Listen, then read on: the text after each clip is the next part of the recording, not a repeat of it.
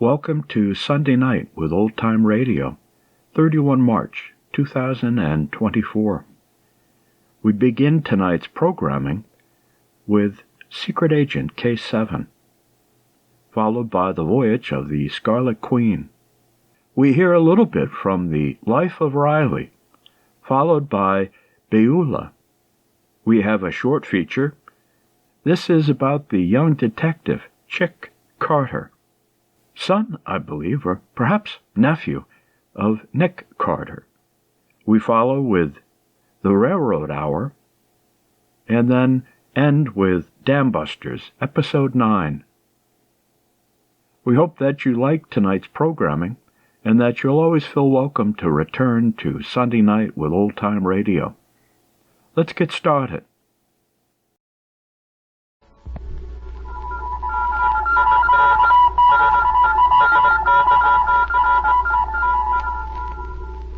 Secret Agent K7 returns.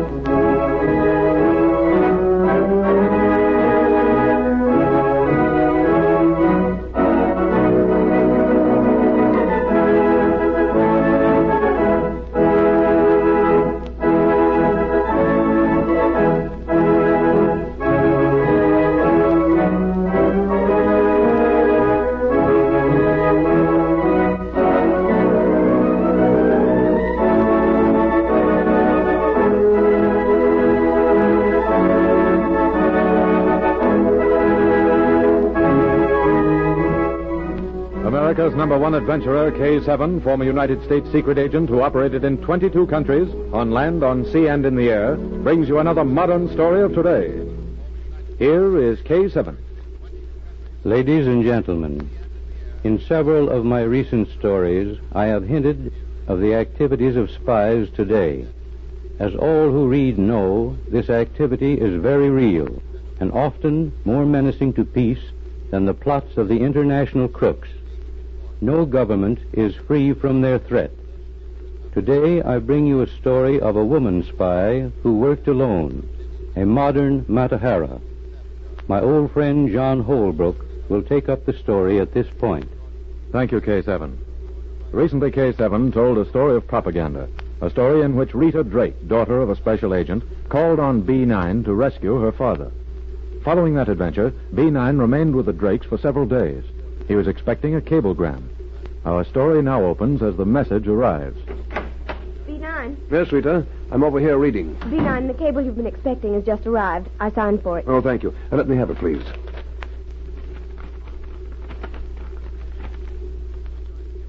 Does it mean that you're going to leave us? Yes, Rita, I'm afraid it does. This is extremely important. One of the continent's most dangerous spies is at work. Are you going after him? Yes, but it's not a man, Rita. This spy is a woman. And What's the matter? I was just thinking. Let me read you this cablegram. Sample of poison gas tested. Found to be exceptionally deadly. Zora Laval also after it.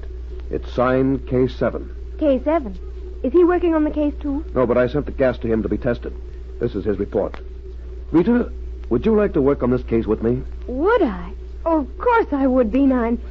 But do you think Father'd let me? Yes, I'm sure he would. I'm going to have to deal with a woman, and I think you can be useful. Tell me what I'd have to do.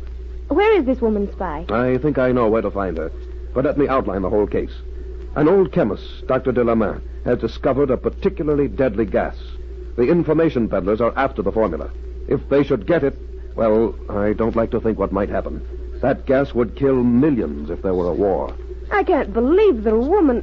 Oh, she couldn't sell a gas like that. She could, and she would, Rita. You don't know Zora Laval.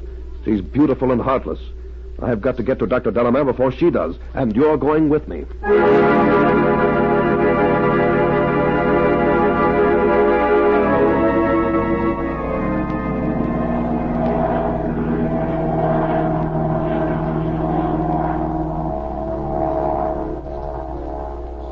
B9 and Rita took off by plane within an hour.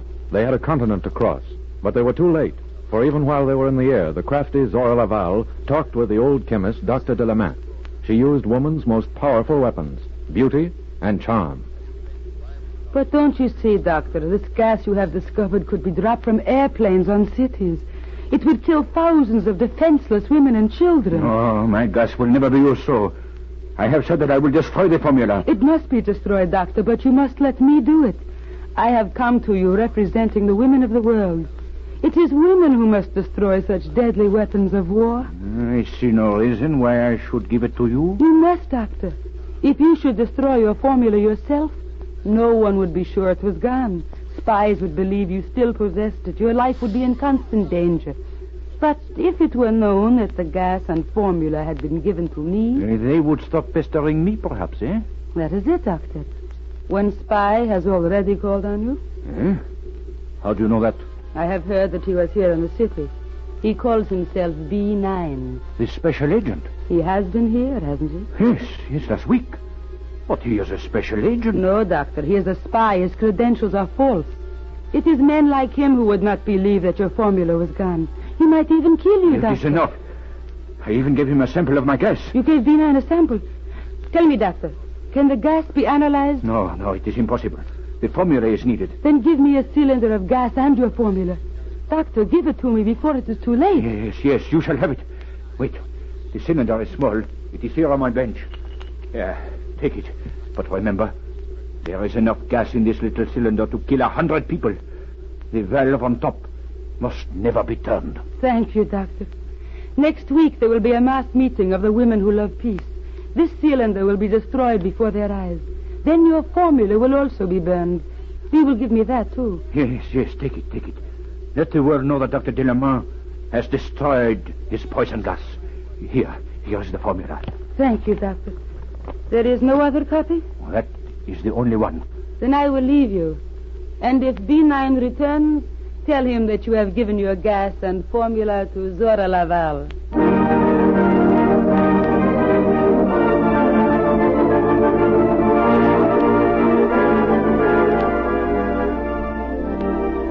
A few hours later, B9 arrived in the small city and immediately called on the old chemist.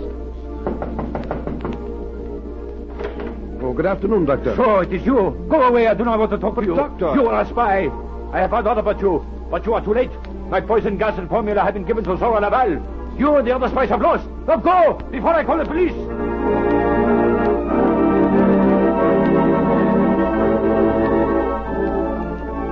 The old man refused to say more.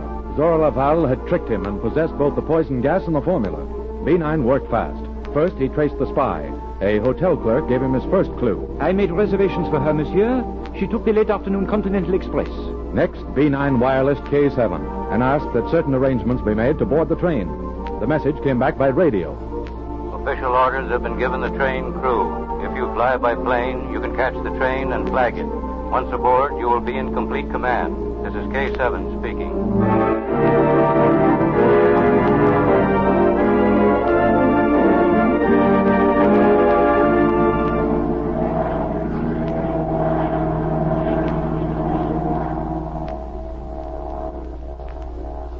That night, Rita and B9 were landed near a small railroad station many miles from the old chemist's laboratory. Together, they waited on the station platform. Rita, I am leaving a lot in your hands. You know what to do. Yes, B9. As soon as we board the train, you will be put in the same compartment with Zora Laval. Keep this small container always at your side, and remember, do nothing without using what it contains. I remember. Look, the train. I can see the light. We'll be aboard in a minute. It's going to stop for us. You're on your own now, Rita. I don't want you to be seen with me once we're aboard. Keep your head. I'll be near you.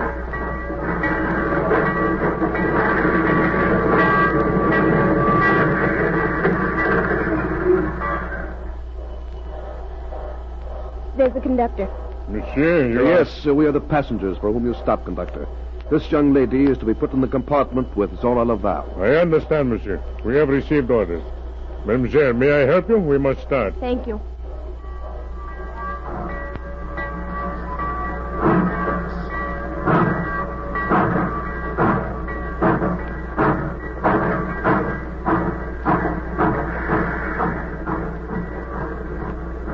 out, Rita. If you need me, I'll be somewhere outside your compartment door. Don't worry, B9. I know what to do. This way, mademoiselle.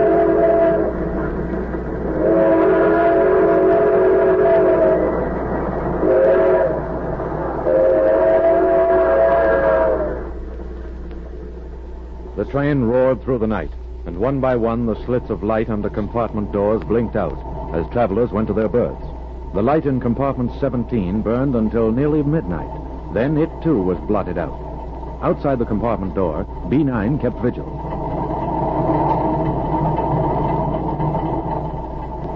Monsieur, you are still Be up? quiet, you will be heard.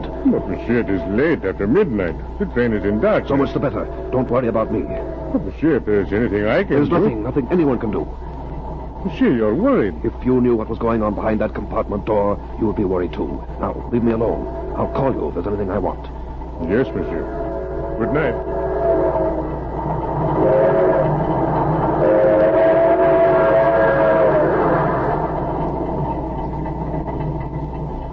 Behind the door of compartment 17, two women slept, or appeared to sleep. Then one slowly rose from her berth.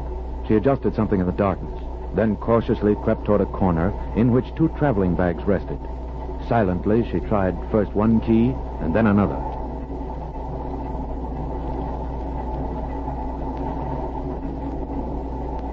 Then a lock snapped open. Stand where you are. You attempt to move, I will shoot you. You are a thief. What are you doing with my bags? Don't move toward the light switch. You tell me what I must do? I ought to kill you. Remain where you are, Zora Lavelle. I have your formula. You will never leave this train with it. And I also have your container of poison gas. If you attempt to put on the lights, I'll turn the valve and release the gas. You wouldn't dare do that. This compartment will become a death trap. I'll turn the valve if you move. You're bluffing. I'm coming after you. I've warned you. Listen. You fool! Let me out! Don't try to get away, Miss Close the Lavelle. door, the gas! You're under arrest. I had to make certain you had the gas and formula with you. Please let me go.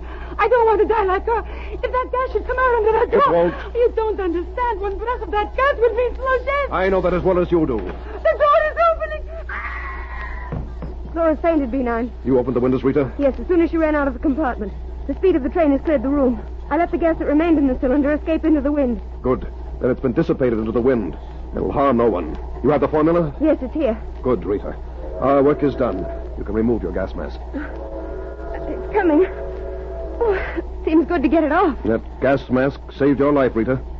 Now we've got one more job. Perhaps we should wait until Zora Lavelle comes out of her faint. I'd like to have her watch us. What are you going to do? Take this match and strike it, Rita. All right. Now, burn this poison gas formula in the name of world peace.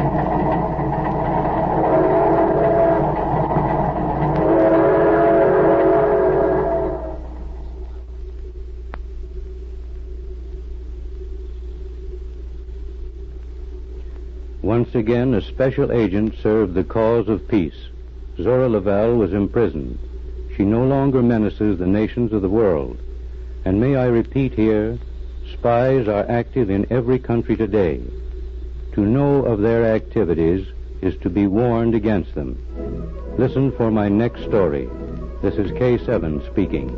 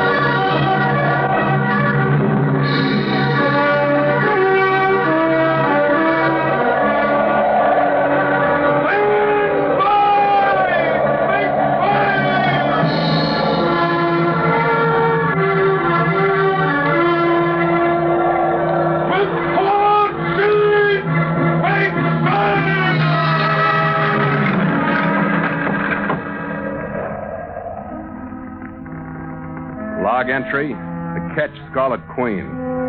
Position, 123 degrees, 8 minutes west, 37 degrees, 31 minutes north. Gyro compass course, 237. Wind, fresh. Sky, fair. Remarks, cleared port of San Francisco at 2:30 p.m. Sailing delayed 19 hours due to death of first officer. Cause of death, the Shanghai secret.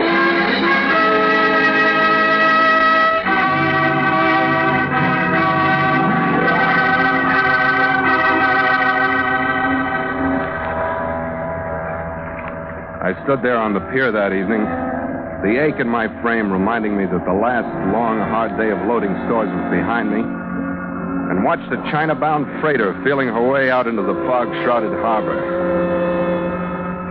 The Scarlet Queen nudged her fenders against the dock right below me, her bright work shining like costume jewelry even in the failing light. She was beautiful in her new white paint, and she was mine, all 78 feet of her.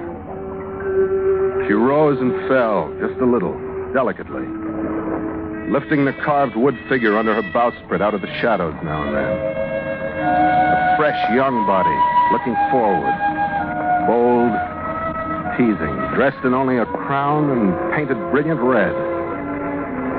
The Scarlet Queen, the woman my own particular world revolved around.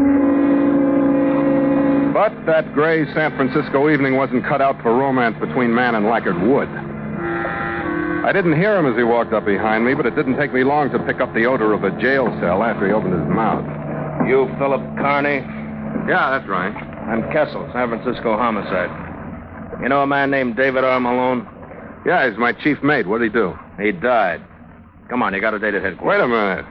It's a little sudden on a full stomach. What happened to him? The books are going to call it murder by a person or persons unknown. Homicide wants to know you better.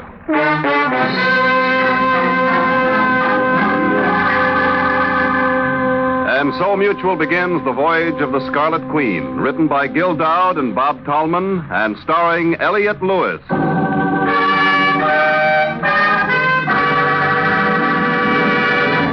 The Scarlet Queen, proudest ship to plow the seas, bound for uncharted adventure. Every week a complete entry into the log, and every week a league further in the strange voyage of the Scarlet Queen.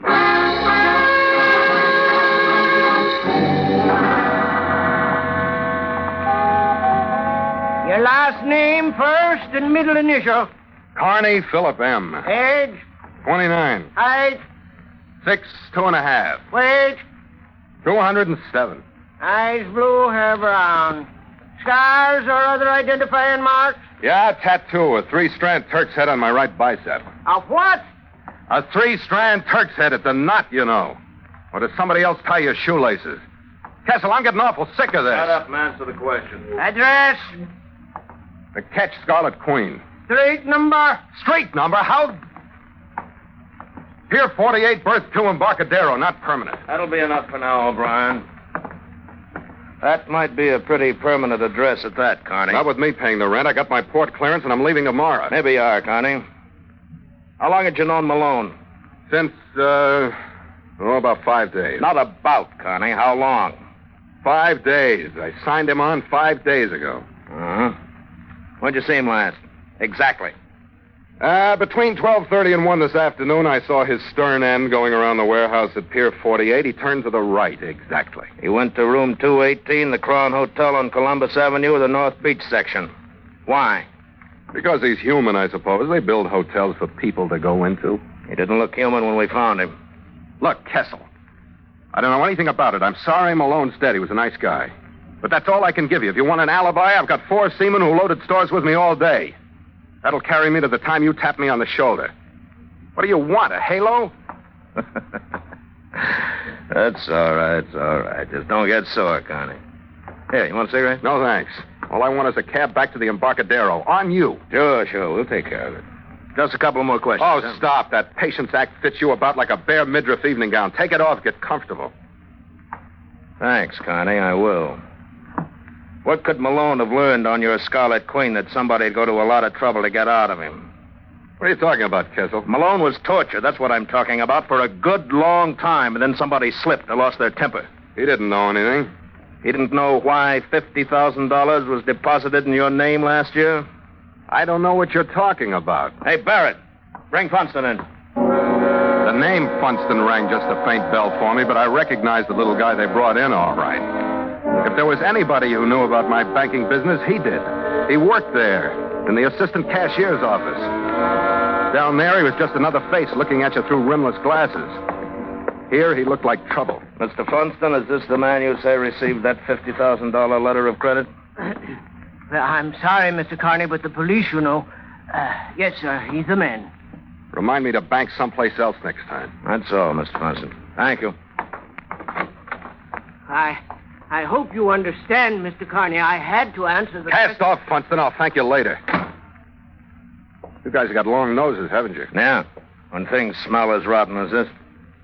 It was deposited in the San Francisco bank while you were in China with the Marines. Where are you getting this, Kessel? It was sent over as a letter of credit from a firm in Shanghai called Kang & Son. Most of it went to a local shipyard where your Scarlet Queen was built and to a flock of coast companies for your cargo. 50,000 mystery dollars, Connie. And a voyage to nowhere. I won it in a crap game, and my articles say Honolulu. Honolulu. With enough stores aboard for a 2-year cruise, who do you think you're kidding, Connie? Why don't you talk? Why don't you get tired? You're pumping a lot of bilge flush. You're bluffing your heart out, and you know it. All right, Connie, you can go. Well, it's about time. But you'll be at Pier 48 when we want you. What do you mean by that? The Coast Guard's a cooperative outfit. Your port clearance has been revoked until this is cleaned up. I'll call you when I want you again.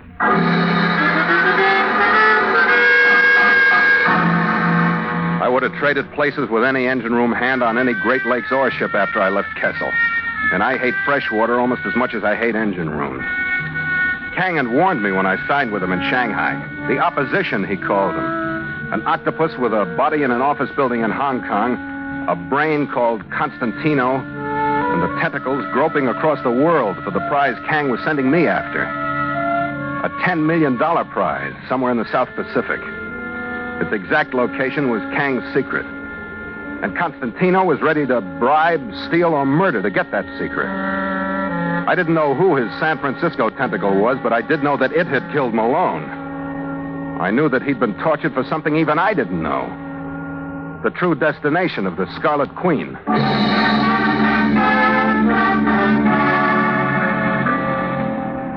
It was 7:30 by the time I got back to the Queen. I checked her mooring lines, went into my cabin, poured myself 2 quick, stiff drinks, and started to clean a .45 automatic I'd gotten out of the habit of wearing. If Constantino's machine had gone into operation, I figured it might be a healthy habit to get back into. I had it stripped and spread out on my desk. And that's when I met Gallagher. Big Red Gallagher. Hello, Skipper. Who the devil are you, and how'd you get aboard? I wanted to talk to you. I'm Red Gallagher. Where's my gangway watch? He's got orders, nobody aboard. He tried, Skipper. Don't blame him. But you know how it is. I wanted to talk to you. He didn't have to explain. He held up a hand about the size of a fielder's glove and rubbed the knuckles as if they were bruised. He didn't have to say any more. He was about my size, wearing a shapeless, stained white duck officer's cap, faded dungarees, and a jumper with the sleeves rolled up. His face was heavy-featured, but not flat. His eyes gray and set off by crow's feet wrinkles and squinting into the sun. And they were laughing at me. But no harm done, Skipper. He hasn't hurt bad. Maybe he wasn't big enough to put you over the side. Now, wait a minute, Skipper. Take it easy. We'll just bust up a lot of furniture and lose a lot of skin that way. Don't be so jumpy. All right, unload in a hurry and get out of here, then. What do you want? I hear you're looking for a new chief mate, and I want to sign on. Where did you hear I was looking for a new chief mate? I got a friend at the mall. He keeps me a beam of these things. Uh-huh. Is the rest of the story for sale? What story, Skipper? Is there something I should know? I don't like your trim, Gallagher. Maybe it's because you think you can get a berth after knocking my crewmen around. Maybe it's because I think you're lying in your teeth. Either way, I wouldn't get into a dory with you. Wait a minute, Skipper. I was made for this trip. I know that South Pacific. How do you know where I'm going? Maybe that scarlet beauty under your bowsprit whispered to me. You're too nosy for me, Gallagher. Get your sea boots off this ship. I'm manned and loaded and ready to shove as soon as I get clearance. When do you think that'll be, Skipper? What do you mean by that? There you go, getting jumpy again. That was a civil question. I just wanted to know how long, that's all. It'll be as quick as I can make it. Yeah. I guess I can't blame you for that, but maybe it'll be long enough for me to try again. You need me on this ship, Skipper. I've lived a long time without you. Keep your eye on the newspaper shipping columns, Gallagher. That's as close as you'll come to my sailing. After he left, I reassembled the 45, checked my naval code on the disposition and effects of deceased seamen, and started to get Malone's gear together. In the pocket of one of his coats, I found a match folder from the Gorgonio, a bar advertising pre-war liquor and continuous entertainment. On the inside, somebody had written a name, Helen, and a number that straightened me up like a right to the chin. It was 218, the number of the murder room at the Crown Hotel.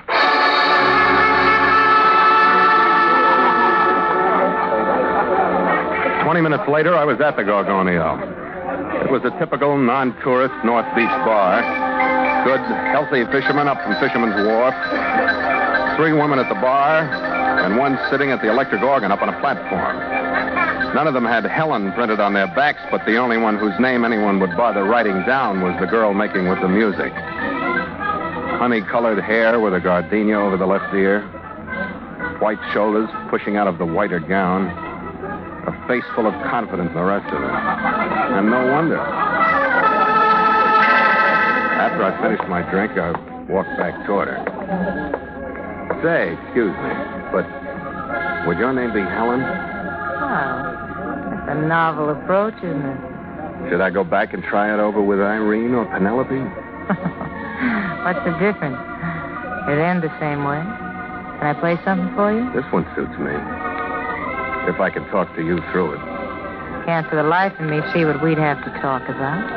Maybe some other time we can get around to that. But I ran into an old mate of mine yesterday. He mentioned this place, and you know I'd like to locate him. His name is Dave Malone. Do you know him? Malone? Sure he said he knew me?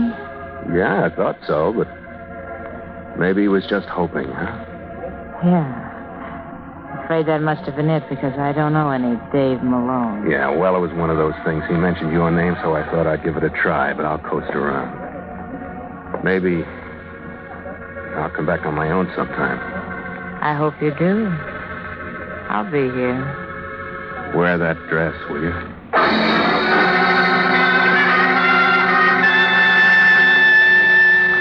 I had another drink at the bar and kept my eyes off her just enough to catch her looking at me with more than a professional look once or twice.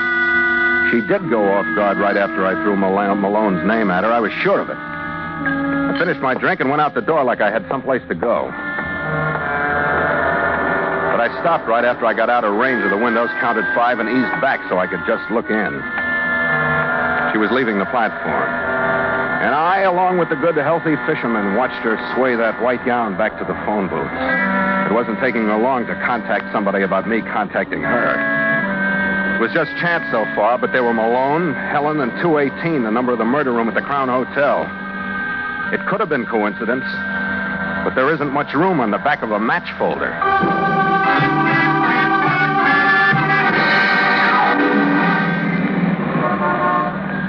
The Crown Hotel was a narrow brownstone front building squeezed between 2 more narrow brownstone front buildings. I looked in at the musty lobby. It was empty. I tried the door once to see if it was going to ring a bell someplace. When nobody showed up, I went in. There was a dingy brown hunting scene hung on one wall, and a dingy brown smell of bad ventilation hanging over everything. There was an immodest calendar from a Reno gambling club wasting its time behind the desk. And a register book that had seen more lies than Munchausen. And I flipped the pages back to the day before. Found room 218. It was registered to one John Smith. Then, just on impulse, I flipped back to the current date and found myself on top of the whole mess. Sprawled in an awkward hand against room 218 was the single name, Gallagher.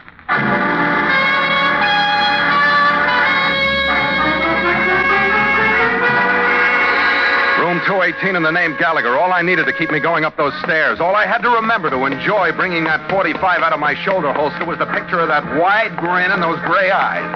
I'd have gone through that door even if it hadn't have been unlocked. Well, Skipper, come on in. I'm in, brother. What's all the hardware for, Skipper? Why are you always aching for a beef when you and I run into one another? Let's stow that warm friendship, shall we? Let you do a little talking that you mean for a while. I never say anything I don't mean, Skipper. You'll learn that when you know me better. That's what I'm here for, Gallagher, so start saying something you mean. Sure. Why do you think I took this room if I wasn't sure you'd be bulling around this neighborhood tonight? What interests me most is that you did. I knew you'd like it, Skipper. I know you got to have Malone's murderer before you can clear San Francisco, and I can give him to you. They call him Mr. Fox. He's working for Constantino. If you didn't know that before, you know it now. Who's Constantino? You're being cagey, Skipper, and that's all right. You don't know what to say because you don't know how much I know. I don't know how much you know, so we're even, right? You're talking. The Fox didn't learn what he wanted to learn from Malone. He tried too hard. So he paid me $2,000 to sign on with you. I was supposed to find out what part of the Southern Oceans you were making for, and the payoff was going to be $1,000 a month. For just keeping the finger on you and waiting to be contacted. It was an easy deal. Somebody in your family must have been born with shark fins not too far back. There was supposed to be a great uncle under the Jolly Roger, Skipper, but no fins yet. But I got reasons. I'm telling you this because if they'd pay off like that for just a line on you, I figure the real dough is going to be made on your side. You got a hold of something big. I still want to ship with you, but for you. Well, I'm a dirty... I'm telling you, Gallagher, for the price of the Queen, I can't tell you who's crazy in this room. Nobody is, Skipper. You're going to be ahead, too. Believe me, you are. I can help you clear up the mess here in Frisco. I'll put you next to the Fox and his mermaid. Oh? Her name Helen? How'd you get that? She isn't hard to find. Well, that's right, Helen Curran. She led Malone to this room with a smile and a promise. Yeah. Either one would look good from her. I know I was there. She seen you? Did you tell her who you were? Are you nuts? Then it'll work. Listen. But tonight, you're the chief mate of the Scarlet Queen. You beat me out of the berth. If you'll go for that story, I'll get you Malone's killers. Or put me on a morgue slab for another $2,000. I trust you like I trust a compass at the North Pole. It'll take you a month to get him without me, Skipper. With you under homicide's 3rd degree? Even then. Now, here's my deal, and we both make headway. I get the mate's berth, and you get your port clearance. But we got to have a bait. That's you. And we got to have somebody who can put it in the right place. That's me. You got the 45. Take a gamble, Skipper. I'll show you how it works. It was about 11:15 when I pulled my left ear for luck the last time, followed them down to the lobby, took my last look at that Reno calendar. Gallagher looked like he was enjoying putting me on the block, and the only reason I could dream up for playing sucker was the idea that as long as I kept the line on him, I was at least secure to something. He squeezed me into the phone booth with him when he put the bait on the hook. He held the receiver so I could get my ear into it, too, and called Helen Curran at the Gorgonio. Hello, baby. This is Red. Oh, it's about time. I thought you were coming in. And something came up. Did you get the gardenia? Sure. I'm wearing it right now. When can I show you how much I like it? Don't talk like that when I'm so far away. Listen, things got foul tonight, but I think they'll work out anyway. What happened, Red? I missed that mate's berth by about 15 minutes. A guy by the name of Pritchard beat me to it. Oh, Red, the Fox isn't going to like this. I think he will. Did a guy come in there tonight looking for Dave Malone? Yeah. Why, Red? That was Pritchard. And he's got the information we want. That sounds funny, Red. How'd you get all this? He stuck his head in a bar where I was, and I recognized him. He knows where they're headed. I could have maybe pumped him for it, but I thought it'd be better if you and the Fox were in on it, too. Yeah. Where is he? On his way back to the Gorgonio to see you. He's big. So I better tag along for the party, don't you think? Maybe in your apartment later, if you can get him there. And I think you can. All right, Red. Give me a half hour to get through to the Fox and call me back. I'll let you know where he'll pick you up, okay? Yeah, but, baby, take it easy till I get there. I don't want that gardenia crushed on anybody's shoulder but mine. Helen Curran knew her business. She didn't go overboard selling herself, but like nature taking its course, she in the white gown and I got into a cab after closing time. Her apartment was in the Buell Arms on Russian Hill. It was a little overdone in modernizing a setup that was dull mid-Victorian a few years back. Light walls with Venetian blinds, some flamingos and parakeets flying through verdant jungles, and framed before they started. And a bedroom to the right that she went into saying something about something comfy. When she came back, I saw clearly that she went for off-the-shoulder hostess gowns, too. There now. I feel more comfortable. Mm-hmm. What's the matter with me, anyway? Is there something? I always seem to stir the wrong approach in you. Or are you just shy? With you don't need an approach. You just move naturally. You aren't shy at all, are you? You're just overconfident. You've been spoiled by women. Never hurt me. But then it's not very often as appealing as your brand. Do you think I'll spoil you? But I wonder if you'd hurt me. Not even if I could, and I'd...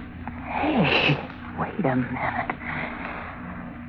Oh, I couldn't hurt you if I wanted to, could I? I don't know, but from where I sit, who cares? Like I said, she knew her business. And I had to keep remembering that it wasn't all crushed gardenias tonight.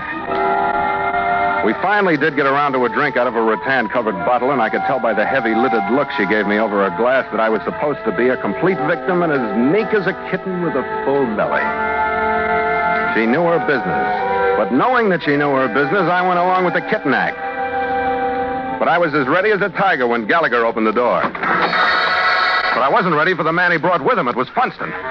L.B. Funston, still looking through the rimless glasses, but now his eyes were steely hard, and it only took one deep breath to realize that he was the fox. He had a small caliber gun out of an inside pocket faster than I could get my breath. Wait a minute, Gallagher. This man's name is not Pritchard. Fox. What do you mean? I know it. Something went wrong. This guy's Phil Connie, the master of the Scarlet Queen. I was sitting on the couch, and after a sellout like that, there was no use standing up. Helen left me like I'd broken out with the purple pox, and Gallagher still stood behind Funston looking at me with that grin. Red, he's the one who was in to see me earlier. Never mind, Helen. He isn't the guy I talked to. Never mind, I said. You're an impulsive man, Carney. I'm a little surprised at you, too, Funston. What are you doing here? I like a game of bridge as well as the next guy. You play a stupid game. You should remember that your Red Queen is not the top of the suit. She'll do. She'll never win a trick. You'll never use her. Do you know what I mean? Yeah, I know what you mean. But you're bluffing, Funston. Oh? Either that or you're double-crossing Constantino and talking for yourself. Fighting to stay clear of Malone's murder. I want more than talk. You're still bluffing.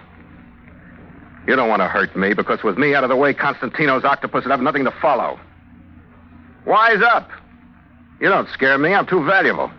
All right. I'll pay you $25,000 for the destination of your Scarlet Queen. I can't hear you. There are other methods, Carney. Now you're bluffing again. You'd never get it that way either. And what did Constantino say if you laid me next to Malone? That's something I'll have to find out. At the moment, that looks better than arrest for murder.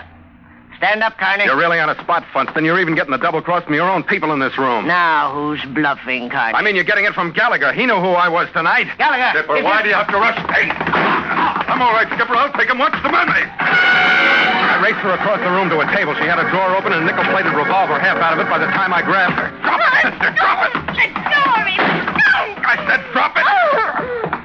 Calm down, sister. Get over there and calm down. I grabbed her by the arm and tossed her across the room and had that .45 out before she landed. I twisted to look at Funston. Gallagher had hit him hard enough to keep him from opening until Christmas. He was tangled up with a throw rug and not thinking about a thing. Oh, well, Skipper, there's your port clearance and my chief mate's berth spread all over the room. Yeah. Now what the devil was the idea of you leaving me to shake hands with that gun of Funston for so long? I had to do it, Skipper, to keep him off guard. He knew our story was fishy before I got him up here. He knew? Yeah. He knew you hadn't signed on to chief mate. He had good spies. Where'd he find that out? He got it by being the honest banker. Huh? Eager to play along with the police. He kept in touch with your friend at Homicide, Kessel. Yeah. I knew that Kessel was a good man. But we're a great team, Skipper. We're standing up and they're laying down. But Constantino isn't with them. We'll hear from him again. Keep an eye on him, will you? I got a proud call to make to homicide. By 2 the next afternoon, we cast off from Pier 48 and were headed out. We went through the Golden Gate under power, sitting on the wheelbox with a bottle between us. We followed the channel buoys out to the Farallones, picking up that good deep water roll. And the driving westerlies started to sing through the rigging.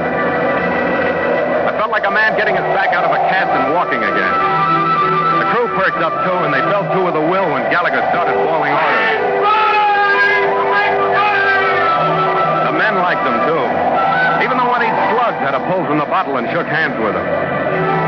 They took their stations at the mainsail. The men at the halyards hoisted away smartly, and the head of the mainsail climbed up the mast. And the white expanse of it bellied out and pulled the deck beneath me, hove over to port. And I could feel the power at the wheel. The gypsum boomed out, then the mizzen. The Scarlet Queen was glad to be free, too. She took the bone in her teeth and charged every swell as though she were carrying on a one-woman war with the whole Pacific. Is the rig heavy enough for you, Skipper? We're showing 8 knots on the taffrail lock. Good enough. We'll hold her full and by till nightfall, and then let her off some. You got a fine lady here, Skipper. Behaving like a queen. She'll get us to Kaiwi Channel in less than 14 days. That means the Royal Hawaiian Bar in less than 14 nights. What's the run from there? That'll depend on the wind and other circumstances. Japan, the coast of China, then south across the line to the shallow sea. How long are we going to be down there? We may never get there, so who cares how long it'll be? Not me. I'm not married. You are now, mate. With the Scarlet Queen, the bigamist. Oh, better let me take the wheel, then. We got to have a honeymoon sometime. Sure, take over. Course is 237 on the gyro compass. Got her? Yeah. Hey, she's got spirit. What a wife she's going to make. What a honeymoon. Want a drink, Skipper? After you, mate. Your wedding day. And you make a handsome couple. Believe me, you do. Log entry.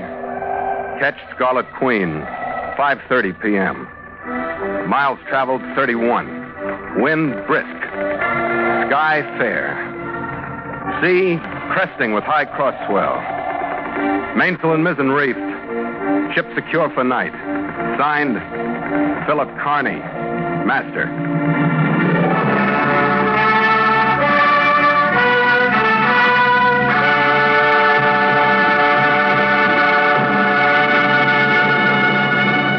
The voyage of the Scarlet Queen has come to you through the worldwide facilities of the United States Armed Forces Radio and Television Service.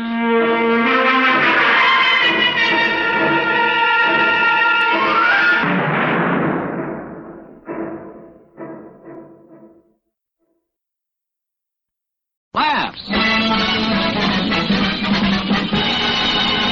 Teal, T-E-E-L, Teal, the amazing liquid dentifrice. That's it. T-E-E-L.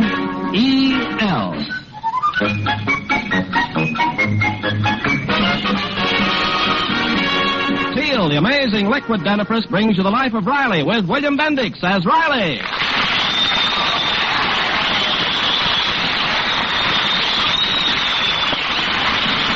Remember, friends, for a beautiful smile, it's T-E-E-L, Teal. And just for laughs, it's R-I-L-E-Y, Riley and The Life of Riley.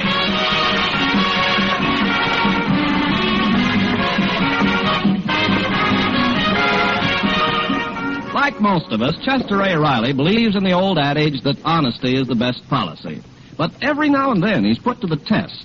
For instance, the other evening, coming home on the bus, Riley found a large, unmarked cardboard box on the empty seat next to him. Well, what do you know? Somebody got off the bus and forgot a box. Quite a box. 2 feet long, 6 inches high. It's too big for butter. Too small for a pool cue. Wonder what's in it. Careful, Riley. Who's that? You know me, Riley. I am your conscience. Oh, it's you, Conscience. Are you back again? Back? I've never been away, Riley. Believe me, you're a full-time job.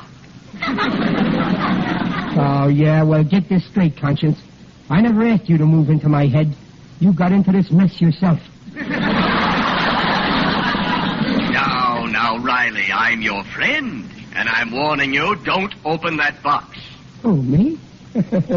You know I wouldn't do a thing like that. Riley, stop fooling with that string.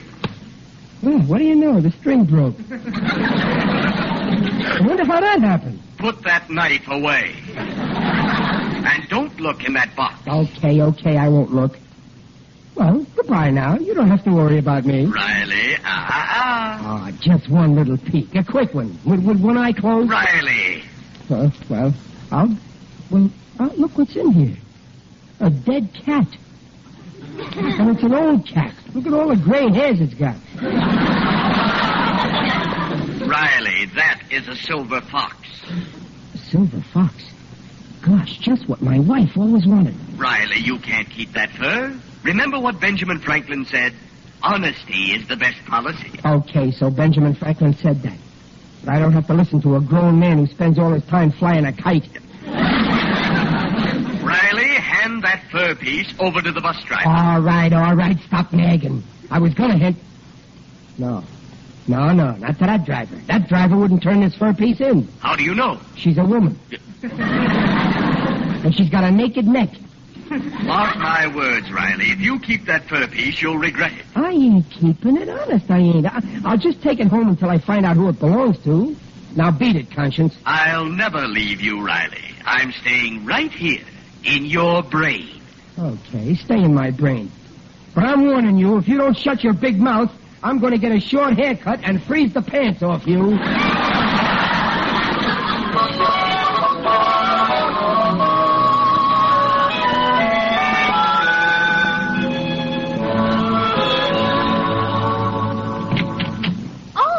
Honeybee Gillis. Well, come in. Hello, Mrs. Gillis. Hello, Peg, darling. I simply had to dash over and show you the new negligee my Jimsy gave me for our anniversary. Isn't it just scrumptious? Oh, yes, it's adorable, Honeybee.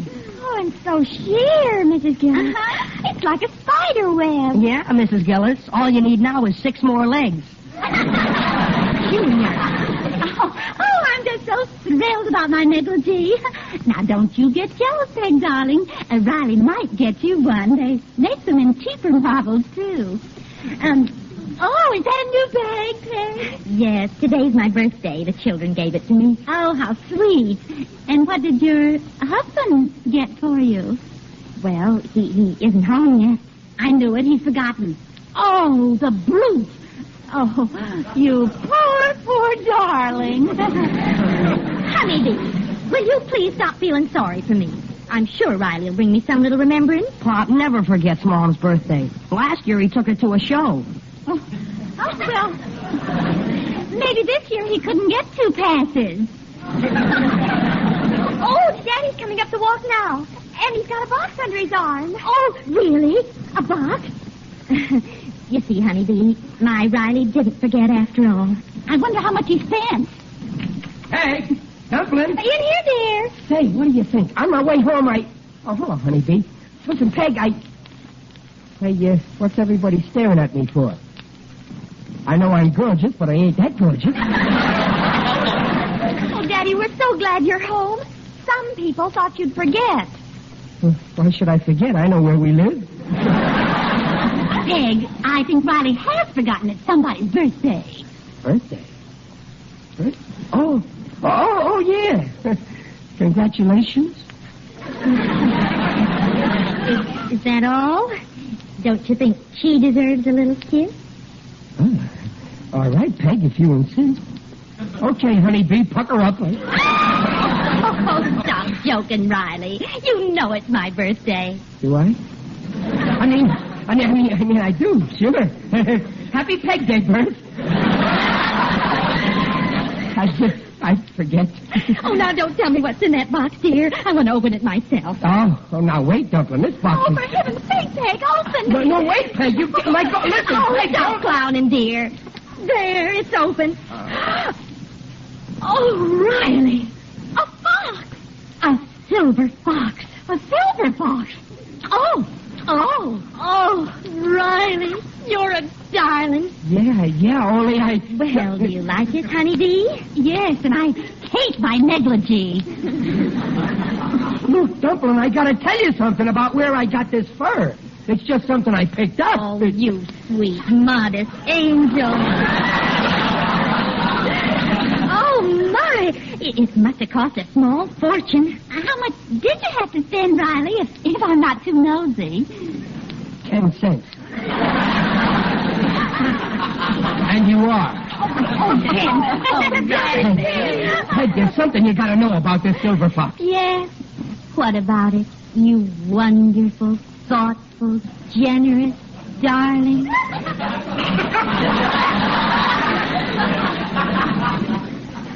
It's yours. With love from two people who give you the shirt off their back. Me and the fox.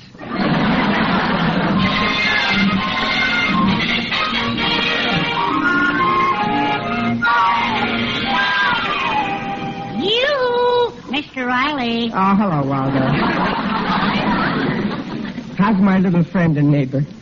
Oh, my aching back.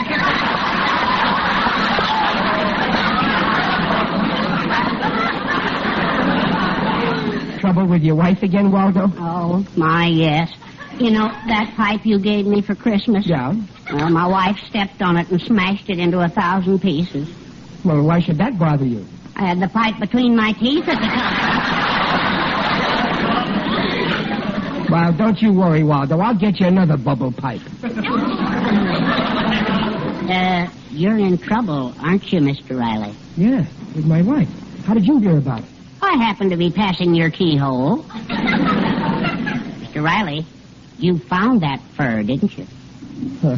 Yeah, but I couldn't tell my wife I forgot her birthday in front of Honeybee, and now if I take it away, it would break her heart.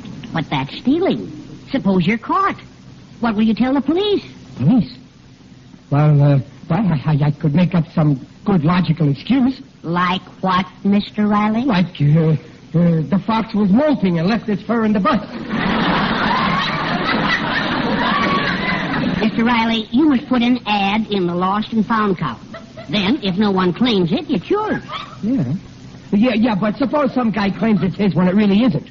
Well, you have to word the ad in such a way that only the real owner can claim it. For instance, found silver fox on Wilshire bus. Owner may have by describing same. No, that's too easy. I better not mention the bus. And if I say it's a fur, I'm asking for trouble. I want to make sure the real owner gets it. So I'll say like this. If you think I found something you think you lost, try and prove it.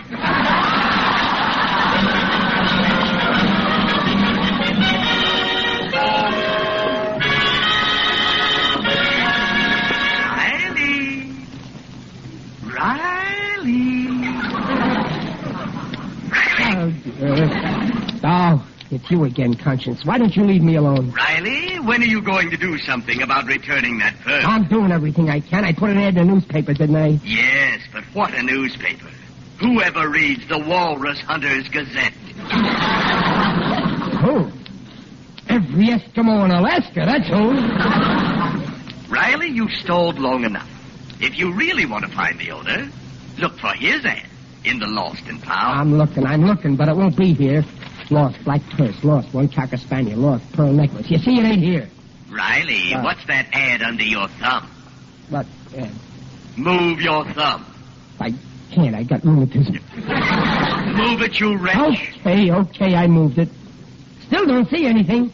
Open your eyes. Okay. Lost on Wilshire bus. Valuable silver fox neck piece, initials TS inside fox's mouth. Oh, why did I ever learn how to read? All right, Riley, you know what to do now. And if you don't All right, I'll do it. All right. I told you I'll do it. Stop nagging at me, you pest. It's you, Dumpling. Why, Riley, what's wrong with you? Who are you yelling at? Oh, it's nothing. I was just talking to myself, and I made a nasty crack. I see you're wearing your new fox fur. Yes, dear. Isn't it beautiful? No. No, it's your neck that's beautiful, Dumpling.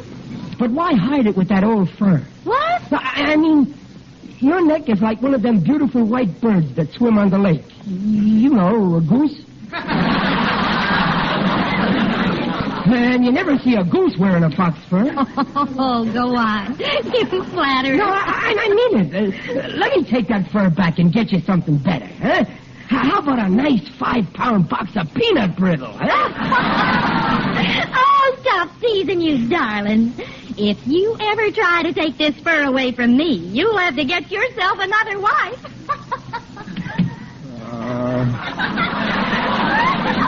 Oh, what a spot. I gotta get that fox away from her by hook or by crook. Hey, that's it. Tonight, while everybody's asleep, I'll get some low crook to rob my house. Sure, that's perfect. And I'm just the crook who can do it.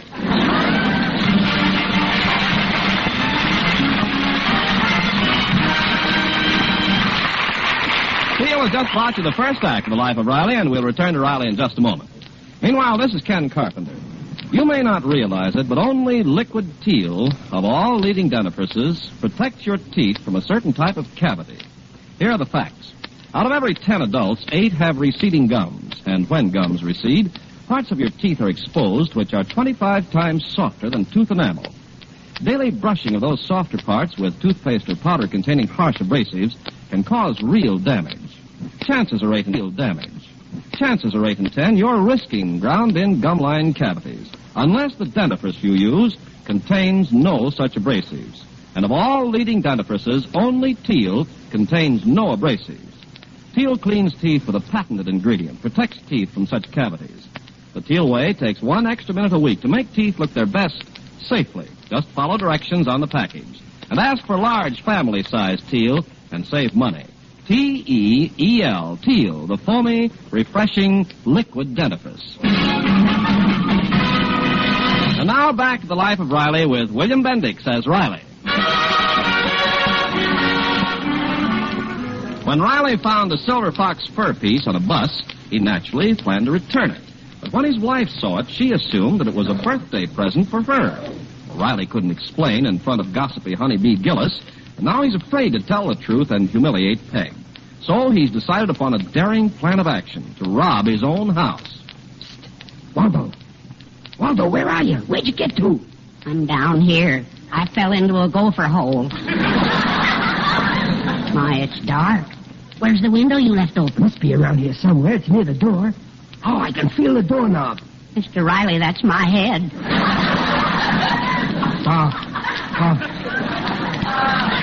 Here's the window. Wait, I gotta put on these gloves so my fingers won't leave any footprints. Oh, dear. Must we go through with this burglary? Yes, I gotta give the fur back without Peg knowing it's me who took it, and it's gotta look like an outside job. Now, come on. Now, give me a boost up, Waldo. All right. There, okay. All right. I'm in. There's a burglar alarm. No, it's your phone. Oh, yeah. Hello? Miss Riley, this is Honeybee Gillis next door. I just saw a burglar climbing in your kitchen window. A burglar? Oh, thank goodness I'm home. Wait a minute. Who's a burglar? He was an ugly, vicious-looking brute, a real criminal type. She recognized me. Okay, thanks, Honeybee. It won't happen again. Fine thing. This is supposed to be a free country, and a man can't even rob his own house in peace. Oh, dear. We can't steal the fur now. What do you do? I'm desperate, Waldo. I'm going to take a walk and think. And when I start thinking, then you know I'm desperate.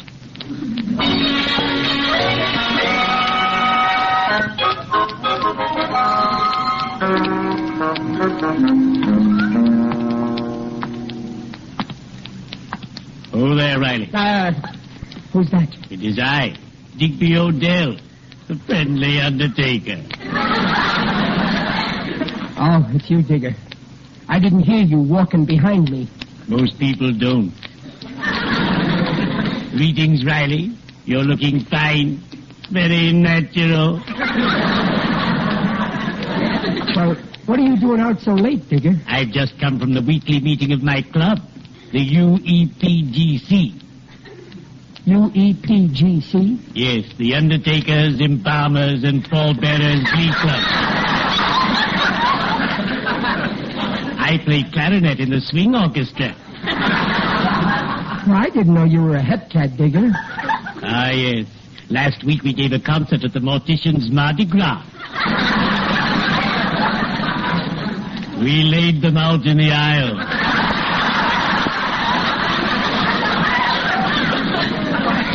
I'd like to hear you play sometime, Digger. Oh, fine. Next time you pass my shop, drop in. I'll send you out of this world.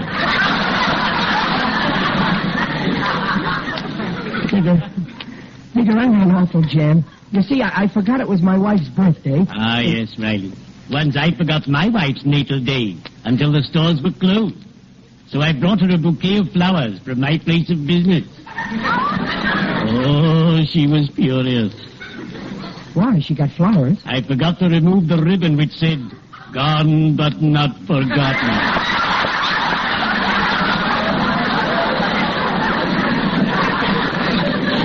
Well, I'm in worse trouble, Digger. You see, I found a fur piece, and Peg thought it was her present, and I didn't have the heart to tell the truth. Oh, Riley, you mean you lied? Huh? Oh, that's bad. Never prevaricate, or someday your epitaph is likely to read, "Here is Riley, and say what you will. He lied all through life, and he's lying here." Still.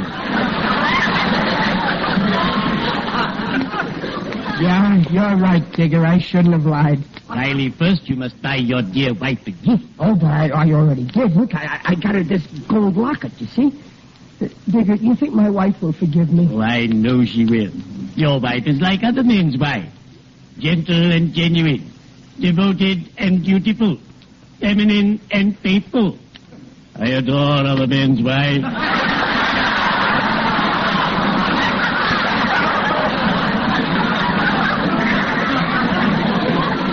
That's okay. Well, cheerio, Riley. I'd better be shoveling off.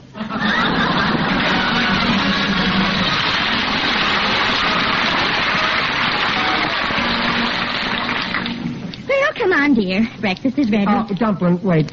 There's something I want to say to you. Yes? And there's no time like the present. Well, that's right, dear. So I think I'll wait till tomorrow. Now, Riley, if there's something on your mind, let's have it. Well, Peg, you see, I was coming home on the bus, and... Oh, well, Honeybee. Peg, my dear, pardon me for barging in so early, but I may have some terribly interesting news for you. News? About what? About your silver fox. But first, can I take a teeny-weeny look inside its mouth? Inside its mouth? Well, sure, it's right over there. No, Peg, don't let it. Aha! Just as I thought. Here's the initials, T.S. T.S.? Maybe it's a misprint. Don't you see, Peg, darling? Your generous husband didn't buy this at all. Honeybee, just what are you trying to insinuate? Yeah, what are you trying to incinerate? If you got something nasty to say, act like a lady and say it behind my back, not to my face. Come on, Peg, let's get out of this miserable house. Let's go home. Riley, we are home. Trapped. Here, this ad explains everything. Read it. No, Peg, don't read it. Let me see. Lost silver fox, initials T.S. Oh, this is terrible. Riley. No, don't get excited, Dumpling. Don't get excited. The fur I gave you, when I came, it was your birthday, and you're hanging an innocent man. Well, what about those initials, T.S.? Can you explain that? Well, sure. That's the the trademark. It shows what kind of a fox it is. Trademark? Yeah, T.S. The 20th Century Fox. That's it.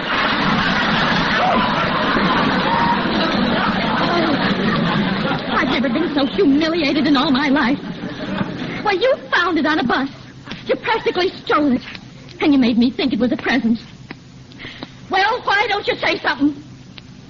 What a revolting development this is.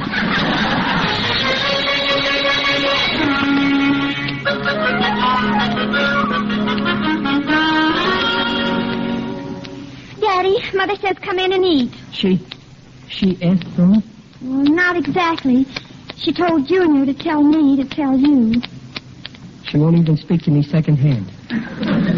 Well, two can play at that game. Babs, you tell Junior to tell you to tell her that I ain't hungry. Oh, come on in, Pop. Mom's dying to forgive you. Well, okay. Here I come. Mother, here's Daddy. Tell your father I see him.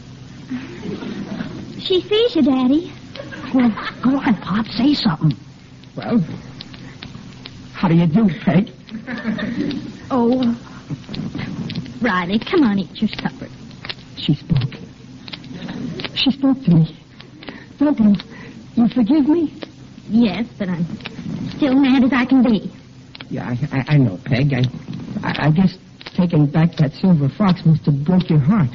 Well, it was beautiful, but I can live without a thing like that. Anyway, it made me sneeze. Oh, Dumpling, you're wonderful. And don't you worry about that old fur piece. I got you something else to keep your neck warm. With this locket. Here. Oh, it's beautiful, dear. Just a little thing. It's got some pictures in it. Where? In the back. Huh? Oh, so it has. Pictures of the four of us. Yeah. My picture didn't come out so good. It looks just like me. Oh, and this. A curl from each of the children's hair when they were babies. Oh, Riley. Gosh, everything I give you makes you sneeze. Well, I'm not sneezing. Well, gee, don't cry. Well, I want to. I feel so happy. Peggy. I feel happy, too. Riley.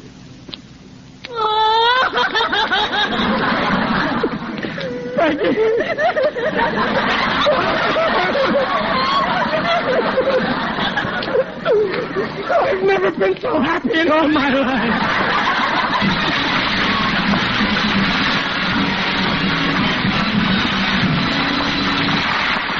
Riley's will be back in half a minute. Never forget that Teal protects teeth from gumline cavities. Cavities ground in by daily use of toothpaste or powders containing harsh abrasives. Teal cleans teeth without abrasives, protects teeth from such damage. T-E-E-L, Teal, the safe liquid dentifrice.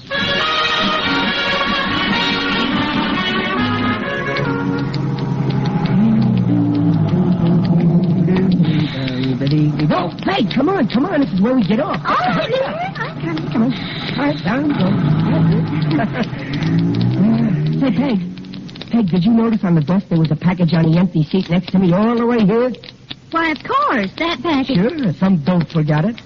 But you notice I left it there. But, Riley... I'm too smart. Nobody's going to stop me again. Honesty is the best policy. But, Riley, listen. Where is the new suit you just bought?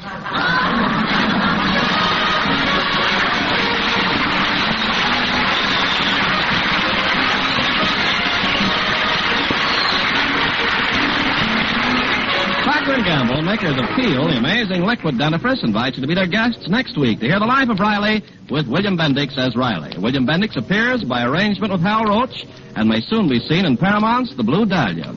The Life of Riley is produced for Teal by Irving Brecker and is directed by Don Bernard. Music by Lou Kozloff. Tonight's cast included Paula Winslow, Scotty Beckett, Sharon Douglas, John Brown, Dink Trout, Frank Nelson, and Elvia Allman. This is Ken Carpenter on behalf of Teal inviting you to listen again next week. And remember, for laughs, it's R-I-L-E-Y Riley, and for lovely smiles, it's T-E-E-L Teal. Teal, the amazing liquid dentifrice, protects teeth beautifully.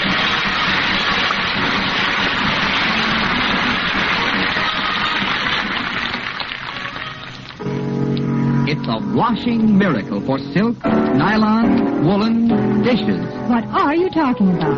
Dreft. I'll spell it. D-R-E-F-T, Dreft.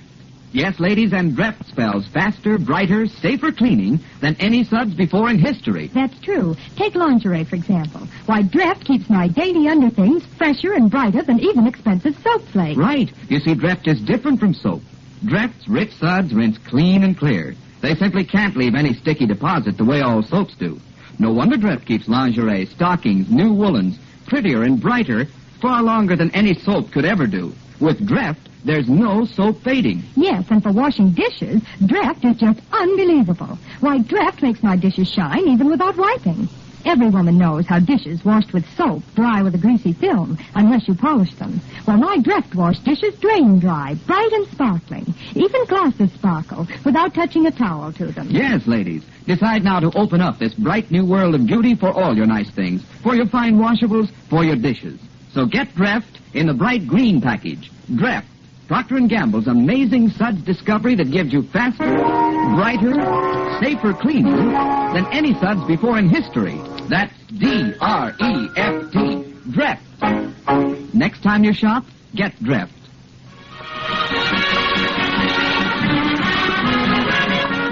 Remember, for laughs, it's the Life of Riley every week at the same time. Good night.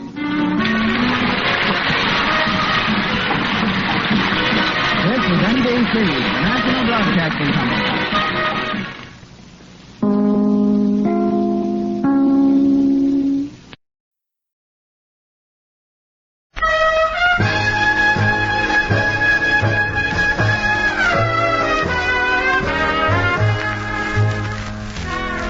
Broadcasting Company presents The Beulah Show with the music of Buzz Adlam, the songs of Penny Piper, and starring Bob Corley as... Got the world in a jug, Lord. Got the stopper in my hand. Yes, sir, it's Beulah.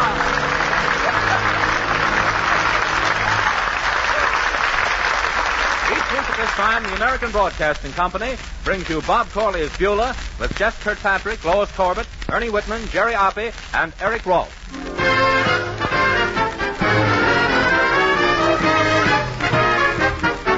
Well, things are running along fairly smoothly out at 213 Lake Street.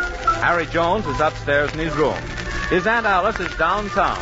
And here in the kitchen, happily preparing the finest beef stew of the season, we find Beulah. Now, let's see. There's the potatoes, the carrots, the peas. Oh, the onions. Don't tell me I forgot the... I know, there they are. Cuddling up to the meat just like they were sweethearts. But how could they be sweethearts if one of them's an onion? That stew's beginning to smell as pretty as Van Johnson looks. Mr. Mulligan, you have met your master. Is that you, Beulah? Yes, sir, Miss Aunt Alice. Is that you, Beulah? Who else could permeate the ozone with such an aroma de la beef stew? Oh, there you are. My, that stew smells nice. But don't it, though? This stew's got just about everything in it that's good, including the best wishes of its creator. You went down to the television broadcast, didn't you, ma'am? Yes, and it was very interesting. Although, of course, television is still in its infancy. Yes, ma'am, I know. And like most infants, it's going to need a lot of changes. Oh, yes. Is Mr. Harry home, Beulah? Yes, ma'am. He's been home all day. Is the boss in some sort of trouble or something, Miss Aunt Alice? Trouble, Beulah? Got something on his mind today. He's been acting more restless than a pair of eyes at a tennis match. Pacing back and forth upstairs in his room. Pacing, eh? Well, I wonder what could be the matter. Listen, there he goes again. If all that pacing don't spell trouble, then Beulah don't spell Beulah. Oh, I know what it is. The winner of the city slogan contest is going to be announced tonight on the radio. He's been looking forward to it for weeks. The slogan contest? Yes, the city can't decide on a motto for its coat of arms. And so several weeks ago they announced the contest. A contest? For a motto? To go on a coat of arms? Yes, Beulah. Mr. Harry didn't want to enter the contest at first, but his fellow lodge members talked him into it. For the good of the lodge, they said. He spent days thinking up a slogan. Oh, yes, I remember. That was the time that he paced the floor just like he's doing now. Wore out all them pencils and his new slippers on the carpet. To say nothing of himself. That was it, Beulah. I remember when he finished. Came limping out of his room, called for a package of corn plasters, and gave me the letter to mail. You didn't forget it, I hope. Miss Aunt Alice, I don't forget nothing that's got the word mail in it. Why, Beulah? Why should you worry about mails? I should think a pretty girl like you could marry anyone she pleased. Well, I suppose I could. I guess I just ain't pleased anyone yet. What about your boyfriend, Bill? I don't know. He's been hanging around at Clarice lately. Clarice? Oh, that girl who runs the beauty parlor. Mm-hmm. Imagine her giving Marcel's. Well, I think she herself's got hair like a doll. Like a doll? Yeah, pasted on. And she thinks she's so pretty. If you ask me, she's got a face like the passport photo of a prune. Well, what does Bill see in her? Well, I don't know. But he's sure taking his time looking. I'm getting a little put out with him. If I was sure he was cheating on me, I'd declare I'd bounce an oak leaf off his head. Well, would that hurt him? An oak leaf from the dining room table. Oh! Well, Beulah, I know you're only joking, but you better be sure before you do anything. Why, she may be the one who's after him. He's quite a debonair fellow, you know. He's debonair what? Debonair. You know, suave. Oh, yes, and that's him. He's a big fat suave. Beulah, what time is it? Let's talk upstairs. Oh, hello, Aunt Alice. All through shopping? Yes, Harry, thank heaven, and I'm exhausted. Well, then, hadn't you better go rest up for tomorrow? For tomorrow? Well, isn't that when you return the things you bought today? Oh, hell. Oh, return the things you bought today. There he goes, opening up with a yark. Kind of light, but still he's trying.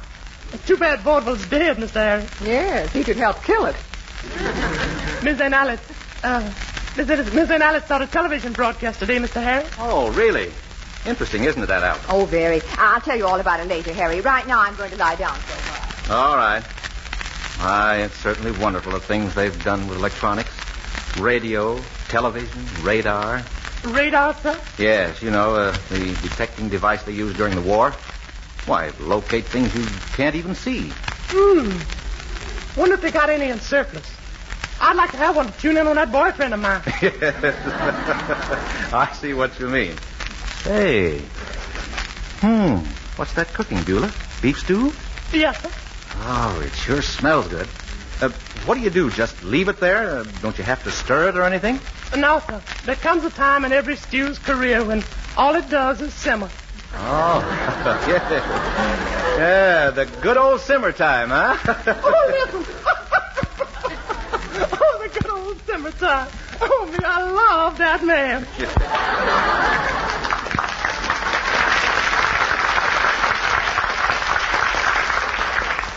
Well, it certainly smells like it should make a good lunch. Don't it, though? But that stew ain't for lunch, Mr. Harry. That's a target for the night. In other words, dinner. Oh. Well, what's for lunch, then? I thought I'd fix us up a nice mess of grits. How many? As many as you can eat. Oh. We got thousands of them. Incidentally, Mr. Harry, I sure wish you the very best of luck in the big slogan contest. Oh, the slogan contest. Oh, I'd forgotten all about it, Beulah. Forgotten it? Mr. Harry, why do a city need a slogan anyway? It ain't as if it was trying to make somebody rush out and buy it, like them radio commercials. You know, like, Coca-Cola is so classy in a bottle or a glassy. No, Beulah. It's for morale. It's an inspiration to the people. Inspiration? Yeah, now, you take the city of Chicago, for example. Its motto is, I will. You will? You will what, sir? Oh, no, not me personally, Beulah. I will means no matter what the obstacle, I will overcome it.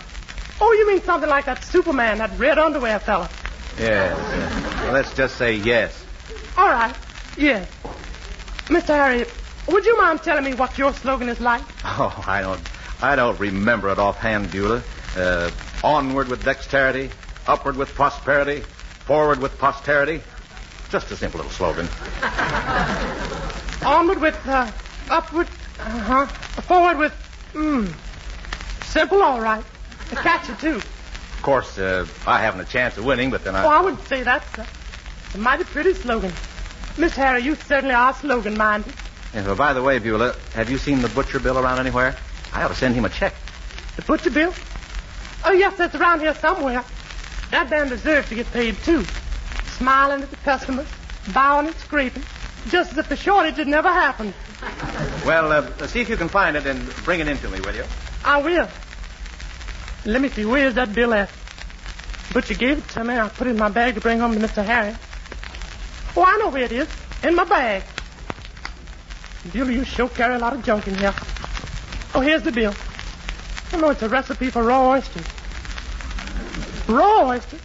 You need a recipe for eating them raw? Where's that bill? This feels like it, Beulah. No, this is just an old letter. No, let me see that letter. Contest Department, City Planning Commission. I ain't never had no correspondence with him.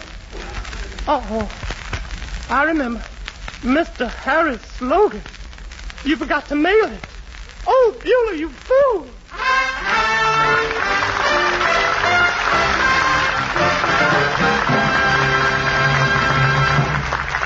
Buzz Adlam and the orchestra add a few new touches to A Shanty in Old Shanty Town.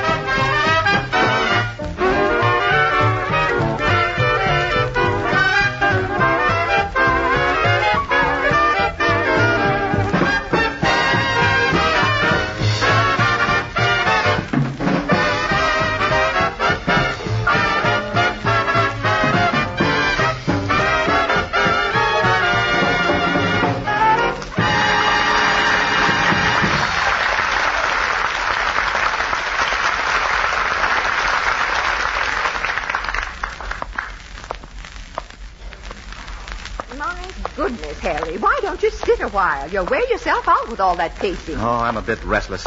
It changes the seasons or something. The fact that the winner of the contest is going to be announced on the air tonight has nothing to do with it, of course. The contest? Furthest thing from my mind. See, what time is it anyway? Oh, try and relax, Harry. The winner won't be announced for hours yet. Well, Beulah. Oh, Beulah. Did you call me, Mr. Harris? Yeah, what time is it according to the kitchen clock? Oh, me. According to the kitchen clock, sir, it's 10 minutes later than when you asked me what time it was according to the kitchen clock 10 minutes ago. Oh, well, that clears that up. Mr. Harry, would you like to borrow my new watch? It's a nice one. Gruen? I know it's the same size as always. I'm sorry, Mr. Harry. Just trying for a yark in here. We could sure use one. Don't tell me this contest has got you down too, Beulah. Well, not exactly. Mr. Harry, this contest means a lot to you, don't it? Well, I worked pretty hard on that slogan. Yes, I remember how you tromped up and down your room for 3 days and how you finally tromped out, your little face flushed with success, and how you handed me the aspirin bottle to put away in the slogan letter to mail. Well, it's a good thing I can depend on you, Beulah. Someone else might have put the letter away and mailed the aspirin bottle. Oh, listen, put the letter away and mail the aspirin bottle. So that's how it happened. Oh, Beulah, I think I hear footsteps on the back walk. Could it be Bill? Well, if them footsteps are size 11 1/2, that's my boyfriend Bill, all right. I think I'll just go meet him. You gotta be nice, because I need his help. Now, if I was to open the door like this and ask, who is there, what kind of an answer would I get? It's Bill, baby. No pain, no strain. Bill, you don't know how nice it is to look at your sweet little expressionless face again.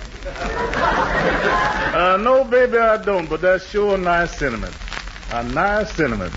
Well, look at you, gal. You look like the last rose of September. What is troubling you? Oh, Bill, I was trusted and I failed. Oh, in a jam, huh? Well, suppose you tell me about it, Beulah. After all, what have you got friends for? You don't think I come around just to sample your cooking, do you? Bill, do you really mean that? Of course I mean it. Say, is that beef stew I smell? Darn you, Bill. It's either food or other gals. And by the way, you better watch out. I want to start checking you with radar. What? Radar. You don't even know what that is, do you? Well, sure I do. Radar is,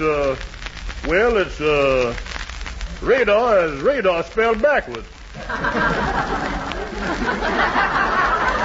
My, you stupid, Bill. Well, let's get back to the main subject here. Yeah, that beef stew, No, darn it, Bill, I got trouble. If a beef stew interests you more than the worst trouble I've ever been in, then the age of chivalry is dead. Oh, I wouldn't say that, baby. When you open up those big, sad eyes, I'm tempted to put my arm around you and draw you close to me. Oh, dear. And I'm tempted, if you puck up real pretty, to maybe even give you a great big smooch. Well? Oh, look out now. Don't start that now. I only said I was tempted. Get away now. Don't do that. All right, Bill. And I ain't even mad. I feel so terrible. Oh, what's the problem, honey? Bill, I let Mr. Harry down like a busted Venetian blind. He spent 3 days writing a slogan, and I forgot to mail it to the contest. Oh, Bill, what am I going to do? I need your advice. Oh, advice, huh? Well, I'd say to consider the ramifications. Yeah, that's it. That's what I must do. That's... What is it? Ramifications? Well, that's simply, well, you see, it's, Oh, wait a minute. Who's that outside? I don't know, but ain't it a convenient time to come? Yeah, I'll get it for you. Oh, hello, mister. It's you. How do you do? How are you today? Me? Why,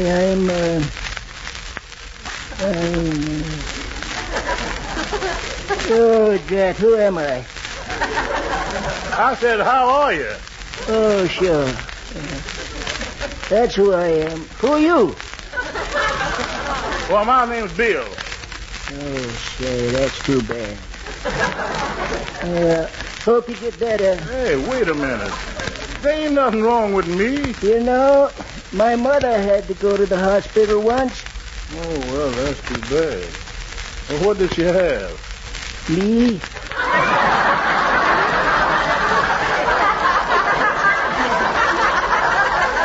Oh, well, that's fine then, ain't it?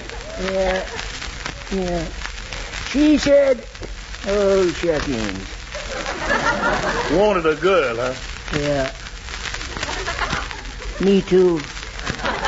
You too? How come? Oh, I got a good reason. But, mister, if your mama had a girl, you wouldn't be you.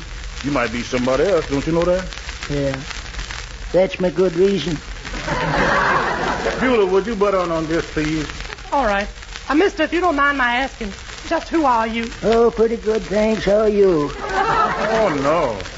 Bill. I'm fine. Oh, nice name. You see what I mean? Did you want something, or did you just stop by here on your way to someplace else? Yeah.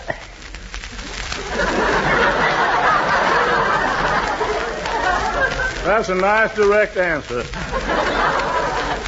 Well, I gotta go now. Got to get to the university in time for the final examination in psychology. Oh, my goodness. Are you going to take it? Take it? Oh, no. No, I ain't taking it. I'm it. Bye.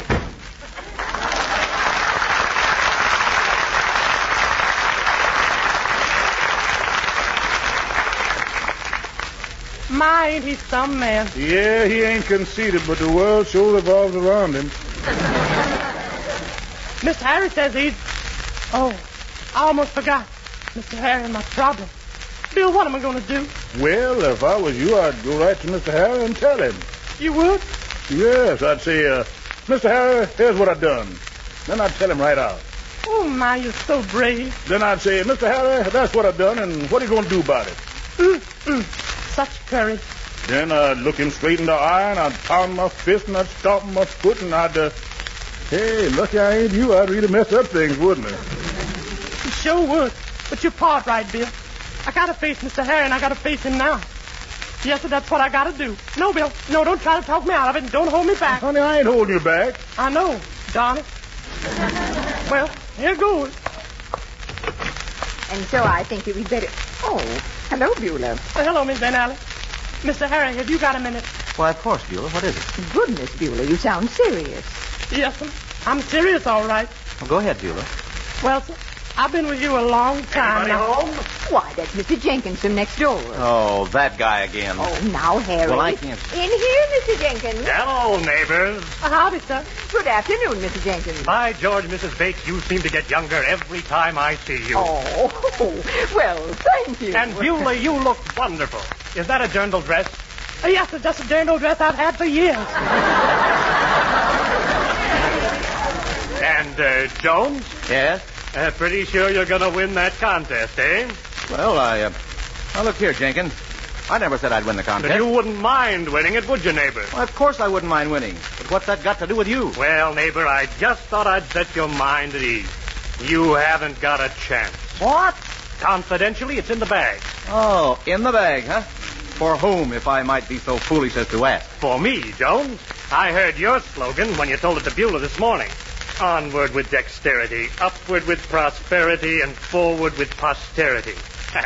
It's positively monotonous. Oh, it is, huh? To think that a grown man could waste 3 days a night composing that silly thing. I'll tell you my slogan, Jones. You can judge the difference for yourself. If you understand Latin. Oh, so you speak Latin, huh? Latin, Greek, Sanskrit. Matter of fact, I speak 3 dead languages. He should make a very sociable corpse. Well, my slogan goes like this. Dum spiro spero, cogito ergo sum, amicus humani generis, vita brevis, ad rem, ad hoc. You know what it means, neighbor? No, and I don't care. It means onward, upward, and forward with dexterity, prosperity, and posterity. Oh, my, that's pretty. It's so catchy. Almost seems like I heard it before. Well, I wrote it in Latin, of course, but I translated it into English and sent it off that way. Jenkins, you stole my slogan. Might accuse you of the same thing, Jones. But don't worry, I won't. Still think you're going to win? I certainly do. My wording was better than that cockeyed garble of yours, Jenkins. And furthermore... Don't apologize because of the similarity in our slogans, Jones. You think your way is better, and I think mine is. Care to make a little wager, eh? What sort of a wager? Well, I noticed all the weeds in your lawn and practically sink to my knees in them every time I pick your flowers. My flowers? That's right. You know, Jones, I've got a lot of weeds over in my yard, too. Well? So, Jones, when I win the contest, you keep my yard weeded clean all summer. Oh, and when I win, you take care of mine, huh? Okay, Jenkins, you've made a bet. Oh, my. Well, I'll be seeing you. Yard bird.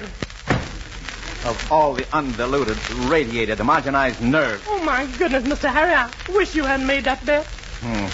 Will he be sorry? Now, what was you want to speak to me about, Beulah? Never mind now, sir. Thank you for the offer of the loan of your ear anyway.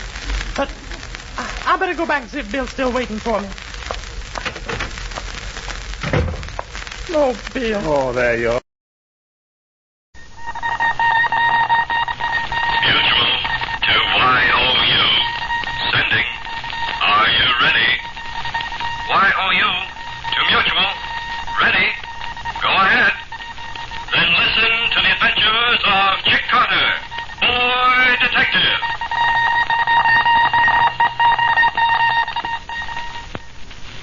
Yes, sir, boys and girls. We're on the beam once again, sending you the adventures of Chick Carter, Boy Detective, the adopted son of Nick Carter, Master Detective, whose own strange and curious adventures are heard over many of these stations every week.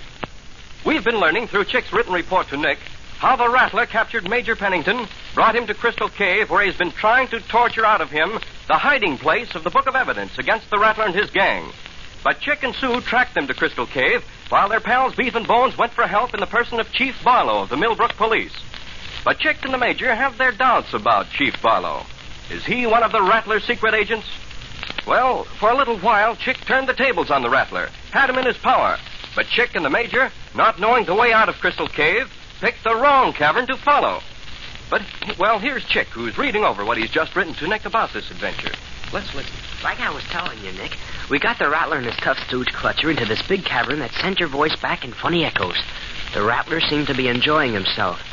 Then we got Beef's and Bones' code gun message. We thought we were saved, but they didn't seem worried. Well, the fun, pardon the laugh, started. All of a sudden, there was a shot. A bullet knocked Major Pennington's flashlight out of his hand. It was pitch black. Major Pennington fired his 2 last shots, killed 2 of the Rattler's men who were hiding there. Then, the Rattler gave the order to close in. Now then, grab them.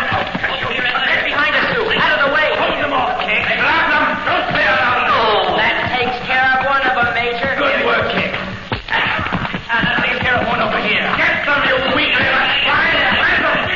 I got the Kick. I get you, haven't Fletcher. Now, listen, I can get you one way, I'll get you another. Oh, Kick. Kick, are you all right? He's got answers, sister. He's got a take with a spring answer, girl. Okay, come here, you. Come here. All right, I've got a letter, and I've got the leader. I have the girl, right? No, don't. We're coming. Hold on. The other kids are getting closer, Rattler. Steve! Bob! Oh, shut her up. While I tie them in. All right. Be careful, Sue. You little cheat cat. Ow! Call me a cat and you get my claws. Oh, let me finish her off, Rattler. Not yet.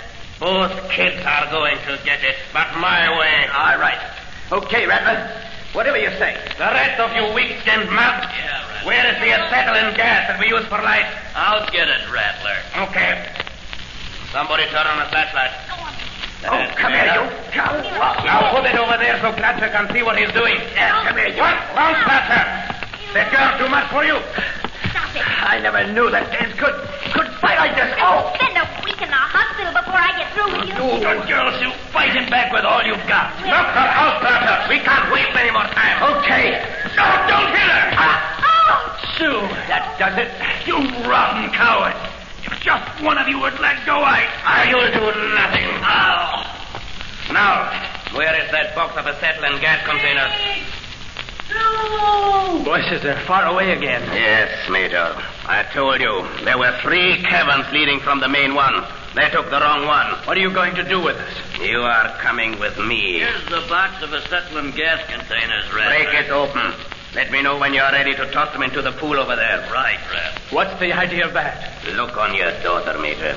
It's the last time you'll ever see her. You're not leaving them here. Yes, Major, I'm leaving them here.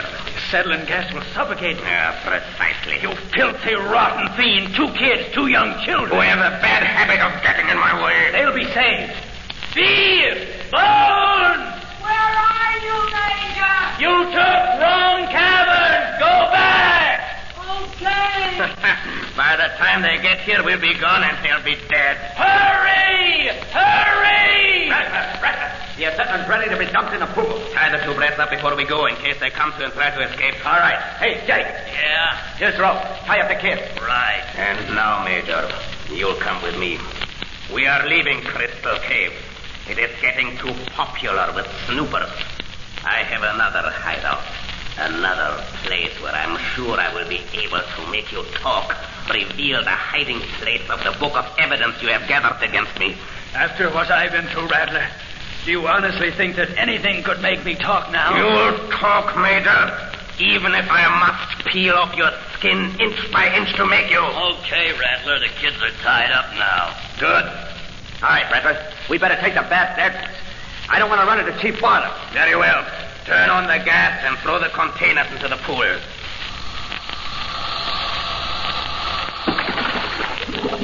Okay, Rattler, let's go.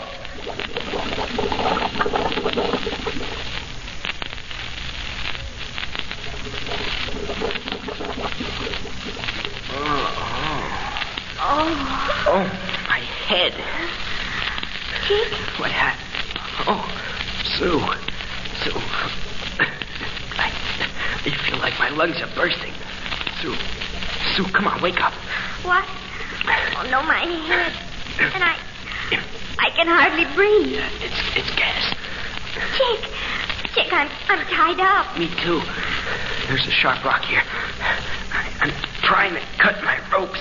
Why can't I breathe? It's so hard. Hear that bubbling noise? Wait, Chick. I remember something about acetylene. Yes, that's what it is, all right. If we don't get free out of here, it'll suffocate us to death in no time. How are the ropes coming? Tough. Takes time to saw a thick rope, though. Well, I'll try to get mine off, too. No, save your energy. You'll need it later. If I get loose, I can free you in a jiff. Okay. Chick, where's Beef and Bones? How do I know? Well, maybe they're nearby. I'll call them. The twerps probably got lost like we did. But go ahead. Try it. Bones said he knew the way through these caverns. He knew it from a map. Who knows if the map was accurate? Oh, gee, I didn't think of that. Well, go ahead and yodel to them. Maybe they'll hear you. Beef! Bones! Doesn't look as though they hear you. Oh. Maybe they'll hear you soon. No! We're coming! Did you hear, Chick? They're coming. I'm getting dizzy. I hope they get here quick. Me too. How are the ropes coming? Almost off. Just a little bit. There. Now get me loose, Chick. Okay, What's wrong? Oh, I tried to sit up. That gas hit me like a sledgehammer. Take it easy. Turn over. Let me get at the ropes on your wrists. Now, can you get at them? Yeah, but my hands, they feel like they're all thumbs. The gas is getting worse. I feel like I'm floating. Like nothing matters. Bite your lip. Bump your head on the rock. Do anything. Keep you awake. Don't let yourself drop off. I'm biting lip. Hurt. That's good. Keep you awake. Are your ropes off? What? Ropes. Are they... something. I forgot. Ropes. What ropes? Ropes. Oh, gosh, almost let myself go, too. Sue, wake up. Go away. 1, 2. Sue. Don't. Go. Let me sleep. Sue, will you stop clowning? Sue, wait. Sue. Go away. Sleep. 1. Get rid of gas. But how? Burn. Exploded. Explosion might kill us, but have to take chance. Matches. Need matches for that. Matches. Gotta get some. Pocket. Where'd I put them? Here. Jack! No! Here we are. Why don't you answer? He can't hear me. Things getting black. Got a light match. Burn up gas. Our only chance. While Chick, weak, dizzy, clings to consciousness and drags himself the few remaining feet to the pool where the acetylene gas bubbles, throwing off its deadly poison, let's go back a few minutes and join Beef, Bones, and Chief Barlow as they make their way toward Echo Cavern. Bones has finally found the right cavern and is leading the way. You bonehead! You said you knew every cavern of Crystal Cave. Yes, young man. You've been leading us up wrong caverns ever since we got in here. Well, can I help it? Can I help it if the map I studied was wrong? For once in our young lives, you have a chance to really make all your book learning useful, and then the book's wrong. Fine thing. Well, why blame me? I didn't write that book. Oh, will you stop griping, Bones? Well, why are you so gloomy anyway, Bones? Why? Why, yeah? Yeah, why? Because they're all dead, that's why. They're all dead. Oh, pipe down and keep going. They're not dead. We might as well face facts, Beef. Do they answer you when you call? Well, no. Well, boys, maybe they just can't hear us. That's right, Chief. They can't hear us, because they're dead. Chief, will you put a gag on him? I'm going to try calling again. All right, go ahead. Why does everybody misunderstand Jack! Sue! Major, answer! You see, no answer. And it only adds up to one thing. And I'll tell you something else. All right, what else? Up ahead, the Rattler and his gang are waiting to kill us. Oh, they are they?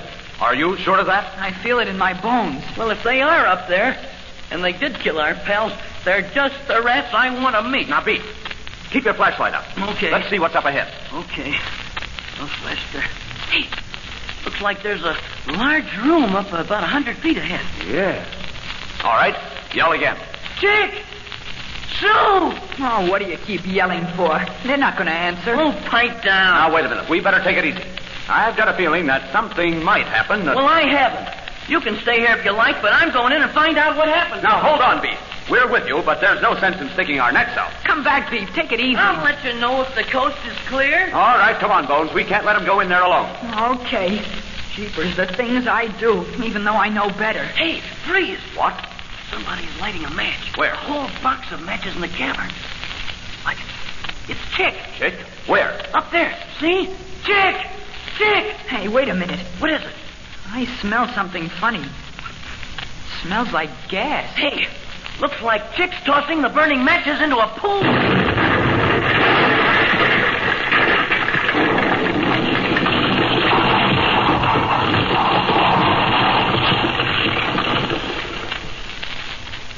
Tons of crushing rock blasted from the cavern walls and ceilings as the acetylene gas is ignited. Chick and Sue, close to death by suffocation from the gas, caught in the destruction caused by Chick himself.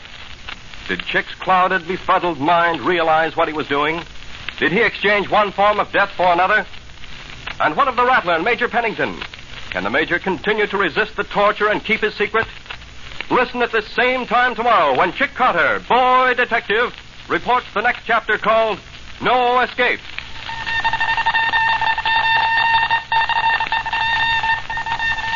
Mutual to YOU. That is all. Be sure to tune in again tomorrow. Same wavelength, same time. YOU to Mutual. Your message received. We'll be waiting for you. Signing off. Chick Carter, boy detective, is heard every afternoon over most of these stations at 5:30 p.m. Eastern Wartime. This series is written by Walter Gibson and Edward Gruskin. The entire production is under the direction of Fritz Blocky. This is a copyrighted feature of Street and Smith Publications. Ken Powell speaking. This is Mutual. Ladies and gentlemen, the Railroad Hour. And from Hollywood, here comes the star-studded show train.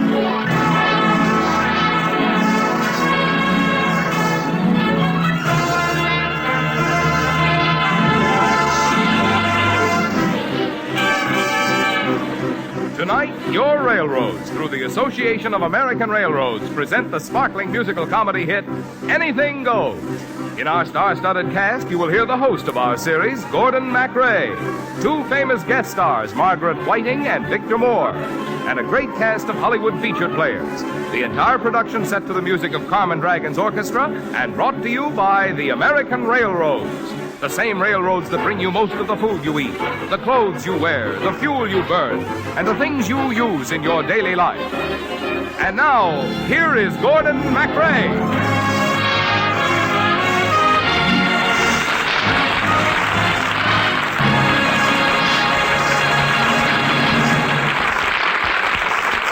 Good evening, ladies and gentlemen. This is Gordon MacRae helping to bring you another in our series of musical comedy successes. Tonight, the Railroad Hour show train presents Anything Goes by Guy Bolton and P.G. Wodehouse, with lyrics and music by Cole Porter, and starring Margaret Whiting as Reno Sweeney, Victor Moore in his original role of Moonface McGee, yours truly as Billy Crocker, and a great supporting cast including Betty Lou Gerson, Ralph Sedan, Bill Demling, and Herb Vigran. Marvin Miller is our announcer. Our chorus is under the direction of Norman Luboff, and our orchestra is presided over by Maestro Carmen Dragon, who is now playing the final strains of our overture.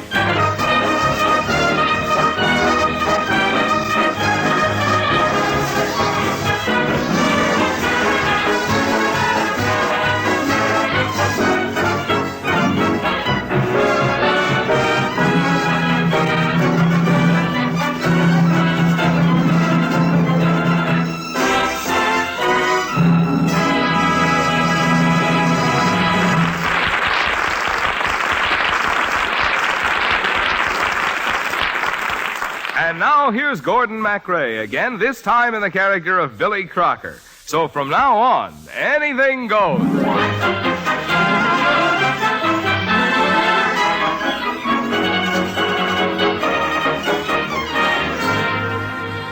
A very good friend of mine, the famous nightclub entertainer Reno Sweeney, was sailing at midnight with the girls to appear at a very swank spot in England.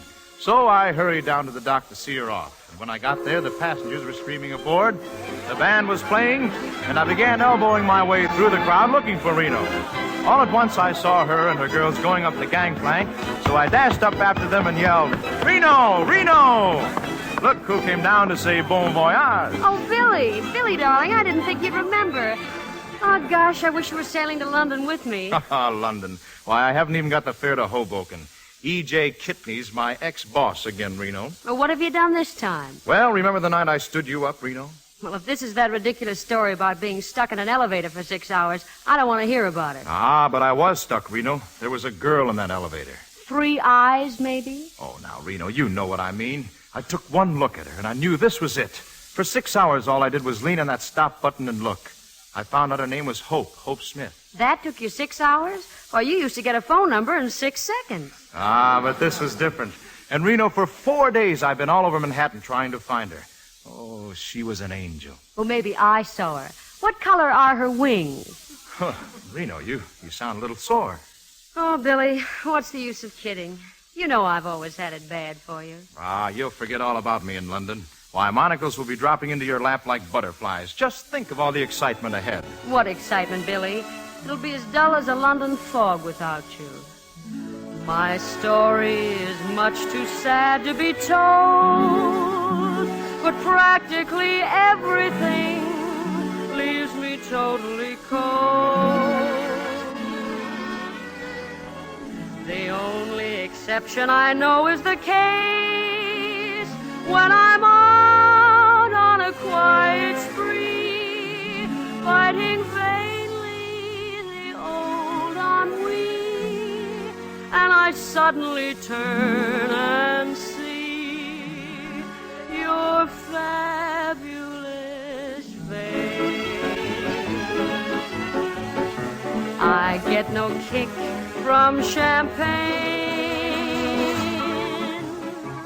Mere alcohol doesn't thrill me at all. So tell me, why should it be true that I get a kick out of you? Some like that perfume from Spain. I'm sure that if I took even one whiff, that would bore me terrifically too. Yet I get a kick out of you. I get a kick every time I see you standing there before me. I get a kick, though it's clear to me you obviously don't adore me. And as I sing this refrain, each tender note Mr. Cole Porter wrote gives me totally nothing that's new. Yet I get a kick out of you. I get a kick every time I see you're standing there before me. I get a kick, though it's clear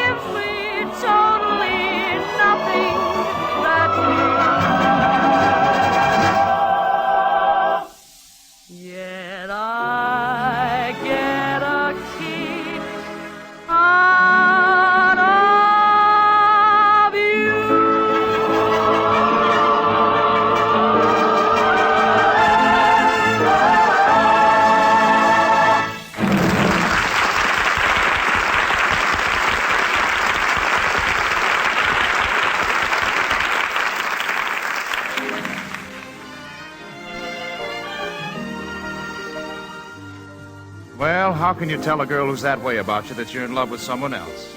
You can't. Yet you do the best you can, and if the gal's a pal like Reno, she understands. Just as I was about to kiss Reno goodbye, a man dressed in the clothes of a minister stepped directly in between us. He looked and talked suspiciously like a fellow I knew named Victor Moore, as he looked up timidly at Reno and me and said, would you folks mind if I just stood between you for a few minutes? Say about 30? Watch it, Billy. Hey, Reverend, I was just about to kiss Miss Sweeney goodbye. Well, go right ahead. I won't look.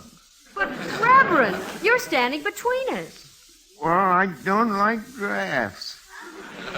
I'm supposed to meet a pal by the gangplank here. He's coming aboard with 50 grand. 50,000. You mean $50,000? Yeah, for missionary work in Africa. Little pygmies. Say, how do you get to be a little pygmy? Well, the first thing is, don't grow. Reverend, pardon me, but your suitcase. Huh? It's open, and I may be wrong, but isn't that a machine gun nestling among your socks? Whoa. I must have that catch fixed. My gang, my parish gave me that gun as a going-away present for wild tigers and things. Reverend, you better look for that pal of yours with the 50 grand. Yeah, I suppose so, but it was certainly nice and cozy here between you. Oh, feel free to drop in any time, Reverend. Yeah, and you do the same in my cabin. It's B1. I hope he makes the vote, because I just hate to travel alone. All ashore that's going ashore, all ashore that's going ashore. Billy, take the next boat over. Well, Reno, there's Hope. There is? I mean, Hope Smith. Oh. And then there's my job. Well, I thought you said you were fired again. Oh, I was, but E.J. said he would hire me back if I found out who controls Bailey's Incorporated. He wants to buy it for $3 million.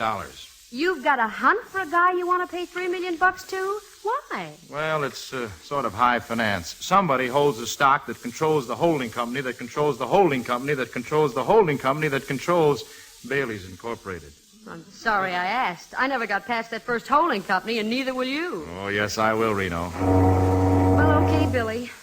You better kiss me goodbye. Reno, look, going in that door. Oh, Billy, what's the matter? It was Hope, the girl in the elevator, the girl I'm looking for. Last call, all ashore, last call. Billy, you've got to get off the boat. I can't lose her now that I've found her. Oh, Billy, you're out of your mind. You haven't got a ticket or a passport or clothes or anything. And what about your job? Oh, to heck with the job, to heck with everything. I'm sailing. Well, that won't go with your boss. Boss or no boss, when you're in love, anything goes.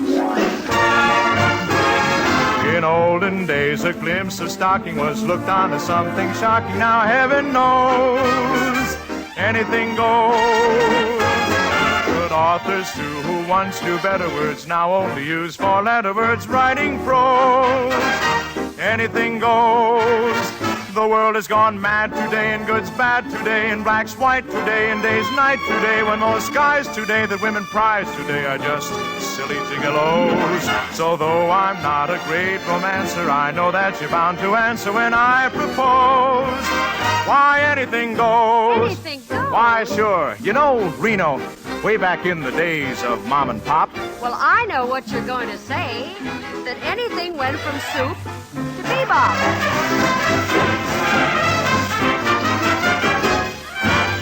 Songwriting used to be so lyrical. Now it just sounds satirical with that oop-pop-a-da, beep-boop, boy. Anything goes.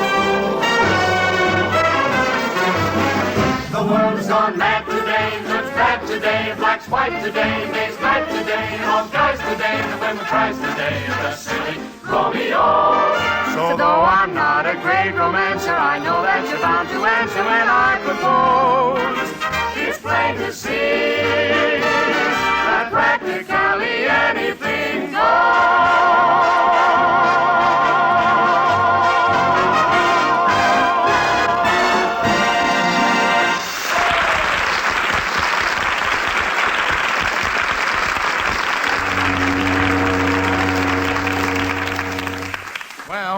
sailed, and there I was en route to England, standing alone on deck at 2 a.m. without ticket, without passport. Over an hour before, I had sent a note to Hope asking her to meet me up on deck right away. And just as I was about to give up hope, I heard the patter of tiny feet. Billy. Oh, Billy, I just got your note. Hope. Oh, at last I found you. Ever since that night in the elevator, I searched for you. I must have phoned over 1,000,000 Smiths. I got nickel happy. But, Billy, I didn't give you my telephone number for a reason. Reason? What reason? Our souls touch between the 6th and 7th floors of the Ritz Plaza Hotel. Oh, but there are reasons, very good ones. I'm sailing with my mother and Sir Evelyn Oakley, my fiancé. You're what? We're going to be married in England, Billy. Oh, now, darling, you can stop all this nonsense about a fiancé and marriage right now. It's not nonsense. Family, business, money. You can't know how important my marrying Evelyn is. Well, you forgot about it one night in an elevator.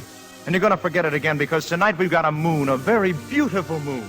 This is so silly and hopeless. Why, I don't even know the first thing about you. Oh, yes, you do. The first thing about me is that I love you. Why, you've been with me every night since the first night I saw you.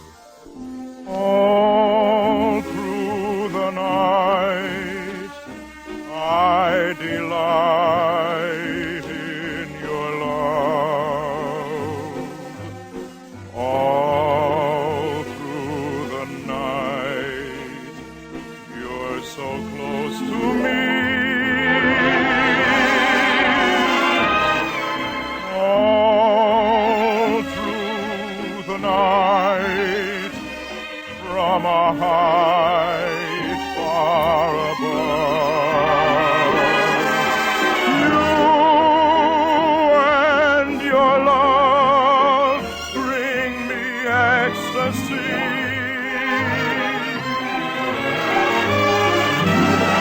When dawn comes to waken me, you're never there at all. I know you've forsaken me till the shadows fall. But then, once again, I can dream I've the right to be close to you all through the night.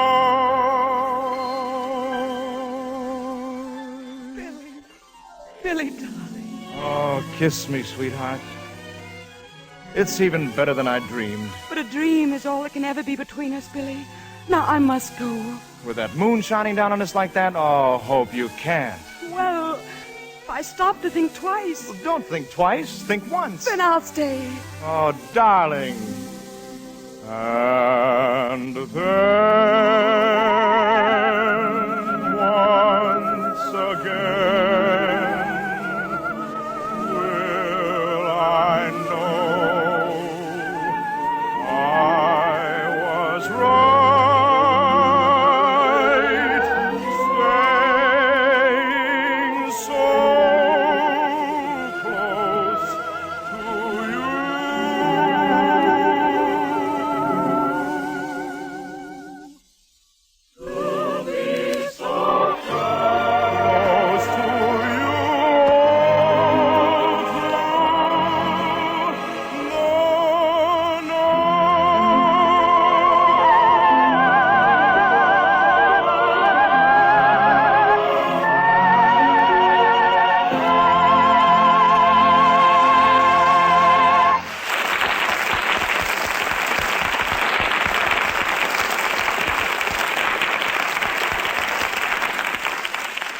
We'll be back with Anything Goes in just a moment. But first, here's a reminder.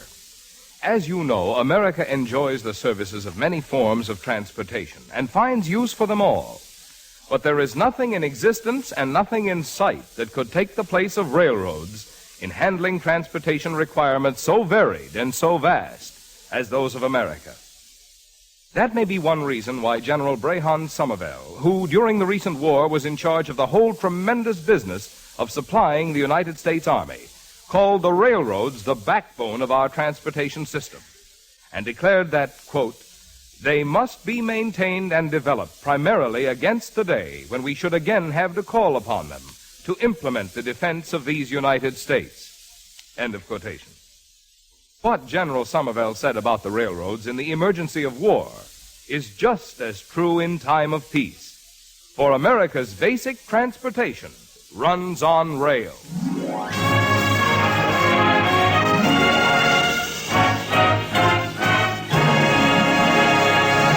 And now back to Anything Goes and Gordon MacRae as Billy Crocker.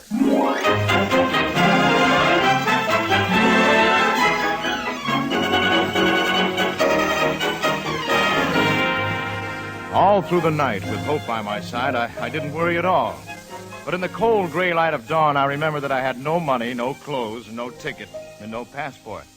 I also remember the Reverend Moon, so I dashed below and burst into the Reverend's stateroom. All right, now, don't shoot. I'll come quietly. Why, what's the matter, Reverend? Oh, it's you. I was expecting someone else. Well, you said I could use your cabin if your pal didn't show up, and, Oh, I'm awfully glad to see you. He didn't show up, and I've been very, very lonesome. Well, I don't know how long I'll be here, Reverend. I haven't a ticket or anything. Oh, I can fix that up for you.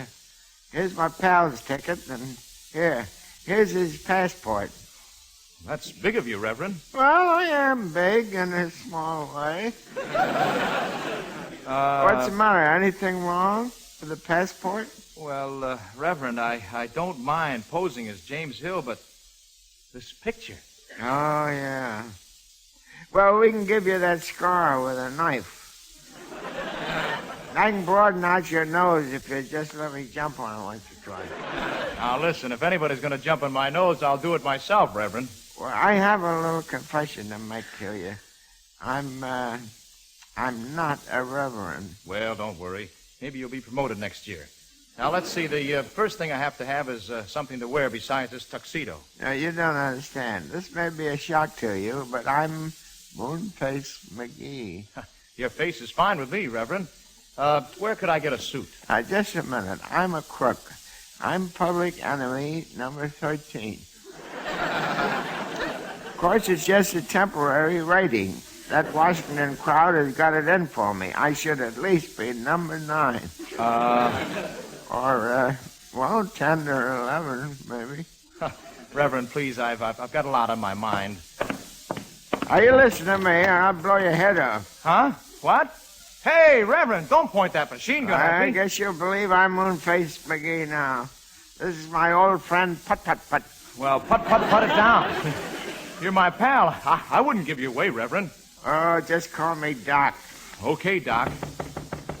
Now, don't be afraid. I got Put right here in my hand. Come in. Say, what's going... Wow! Lay that machine gun down, Reverend. Reno. You might as well know I'm Moonface McGee. I'm a very dangerous man. All right, so you're dangerous. What gives, Billy? Well, number one, I've got to get some clothes so I can get up on deck and see Hope. Oh, that's easy. Swap yourself a sailor suit. There's a dozen of them hanging out on the poop deck. At least I think I mean poop deck. Say, I think I could use you in my line of business. You always come through, Reno. Let's see, Billy. I'd say you take about a size 40. I'll be back in a couple of minutes. Oh, Doc, you're a saint. Now, don't say that to Public Enemy 13. It's subversive. Billy, what goes with Hope? Oh, it's not so good, Reno. She's going to England to marry one Sir Evelyn Oakley. Oh, that must be Mr. All-Teeth and No-Chin I just met up on deck. Would it help any if I sort of got next to him, Bill? Oh, would it help? Oh, what a pal you are. Gee, I don't know how to tell you, Reno. Well, don't try it, Billy. Let me. Add words poetic, you're so pathetic that you always have found it best. Instead of getting them off your chest, you let them rest unexpressed. I hate parading my serenading, as I'll probably miss a bar.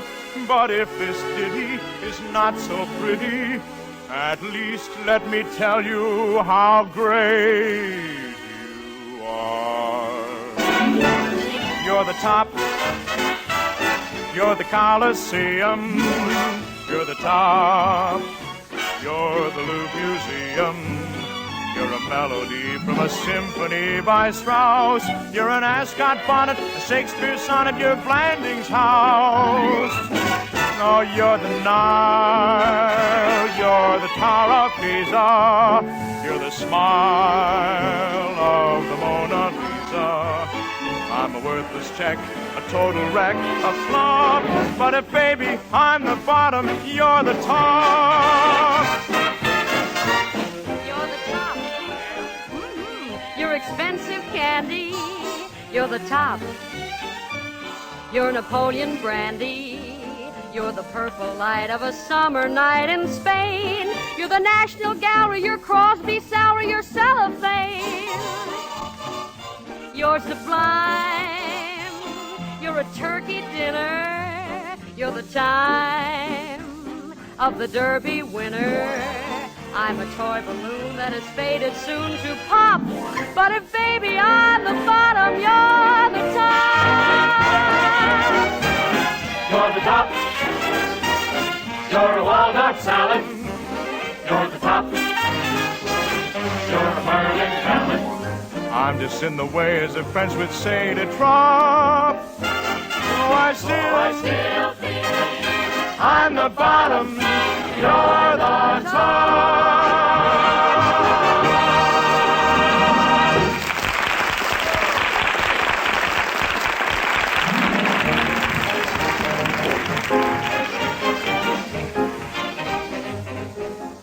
While Reno and I were busy patting each other on the back, the Reverend Moon had raided the clothesline and came back carrying a sailor suit over his arm. Billy, the only one I could get my hands on was size 48. But maybe it'll give you a sort of a full draped effect. Moonface, I could kiss you. Oh, right here in front of Miss Sweeney. Oh, Billy, you're going to look cute in a sailor suit. Try it on. Oh, I don't care how I look, just so I can talk to Hope. What's happening? I've been afraid of this. We may have to shoot our way out of here. I got put already. Doc, put down that gun. All right, hands up, Snake Eyes. We've got you covered. Hello, Captain. Oh, Reverend, good work. I see you got hold of his machine gun and got him covered. Captain, what's going on here? That man you thought was a friend, Miss Sweeney, is none other than public enemy number one. But this is ridiculous. Aren't you traveling on a passport made out to one James Hill? Yes. Well, I just received a radiogram from Washington informing me that James Hill is just an alias for Snake Eyes Johnson. All right, men. Take him to the brig. Now, just a minute, Captain. Yes, Reverend? There's good in every man, even Snake Eyes Johnson. What would putting him in the brig do but keep him from seeing hope? I mean, having hope. I mean, Keep working, Doc. I'm with you. Moonface, I love you. It'll be a sacrifice, Captain, but for the rest of the trip, I'd like you to hand over his Snake Eyes to me. And maybe by the time we get to London, he'll be the kind of a man I am. Well, hallelujah! Well, this would be highly irregular. I feel like a better man already, Captain. Well, there you are. There's good in everybody, just like there's sin in everybody. Are you without sin, Captain? Well, now that you mention it. We've all got sin, but we can cast it out. I'm going to search your hearts, folks. You tell him, Reno. Do you hear that playing? Yes, I hear that playing. Do you know who's playing? No, who is that playing? Why, it's Gabriel playing. Gabriel playing. Gabriel saying. Gabriel saying. Will you be ready to go when I blow my horn?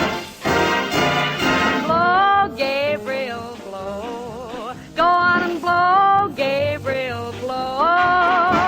I've been a sinner, I've been a scamp, but now I'm willing to trim my lamp. Blow, Gabriel, blow. I was low, Gabriel, low. That's mighty low, Gabriel, low. But now since I've seen the light, I'm good by day and I'm good by night. So blow, Gabriel, blow. Once I was headed below. When she was headed below. But when I got to Satan's door, I heard you blowing on your horn once more. So I said, Satan, farewell. And now I'm all ready to fly. Yes, to fly higher and higher and higher. 'Cause I've gone through the brimstone and I've been through the fire.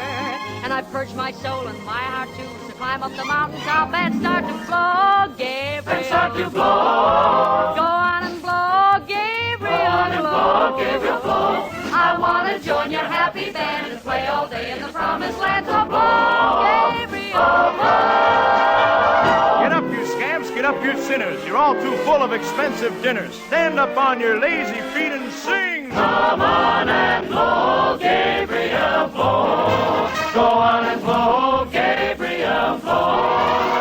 I've been a sinner, I've been a scamp, but now I'm willing to dim my lamp. So blow, Gabriel, blow. And now we're all ready to fly. Yes, to fly higher and higher and higher. 'Cause I've gone through the brimstone and I've been through the fire. And I've purged my soul and my heart too. So climb up the mountain top and start to blow, Gabriel, blow. Start to blow, go on and blow, Gabriel, blow. Now I just want to join your happy band, play all day in the promised land. So blow, Gabriel, blow, Gabriel, blow.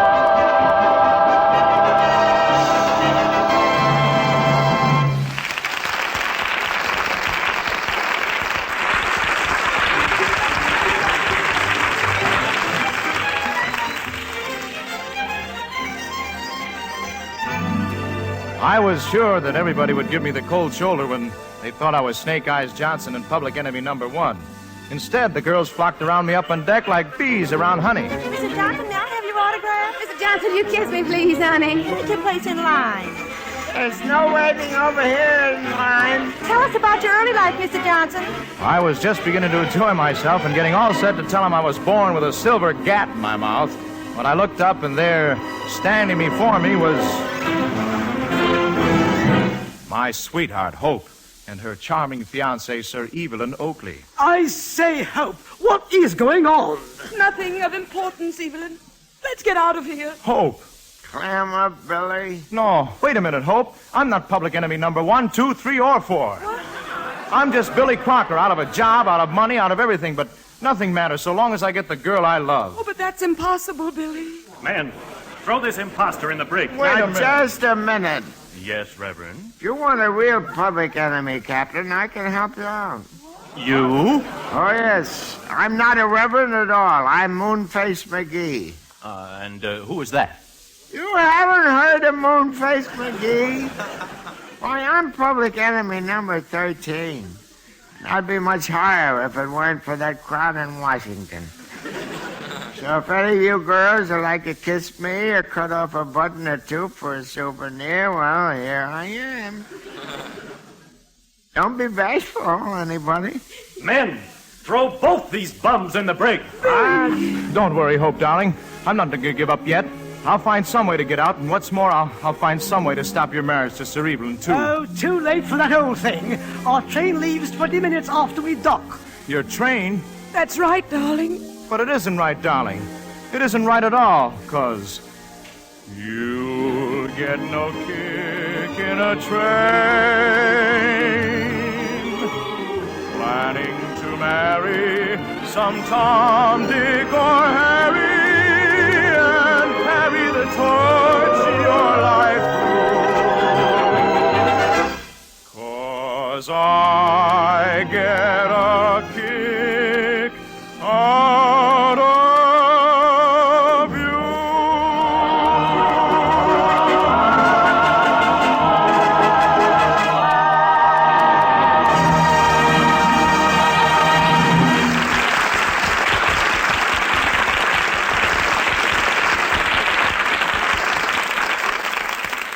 As General Somerville said in the speech I quoted to you a few minutes ago, our railroads must be maintained and developed as an essential element of our national defense. And these same railroads are the main arteries of American commerce. Since the recent war, they have carried more passenger travel. They have moved more tons of freight, more miles. They have gotten more service out of each freight car than ever before in time of peace. In doing so, they have set new all-time records in the amount of transportation service turned out by the average freight train, all as part of America's unprecedented go-ahead drive toward maximum production and better living. As their part of this drive, the railroads are spending $1 billion a year on new cars and engines, new tracks and signals, new plant and equipment of every sort to provide better and better service for you. In getting these new things, railroads have met the same sort of shortages and difficulties which have kept you from getting all the new things you would like to have. But the new passenger cars which were ordered during and just after the war are coming into service. More and more each day, we are seeing luxurious new coaches and sleeping cars, new dining and lounge cars, new streamlined trains on the rails. And the all-important freight car fleet is growing. Since the war, nearly 200,000 new freight cars have been put in service, but still more are needed. And the railroads are making every effort to get them. They have ordered another 100,000 new cars, enough to keep all the car builders busy for a year to come. So, right now, with the year's peak movement of freight with us, the railroads are not only working to meet today's needs, but are planning and preparing to meet any greater emergency which might be ahead.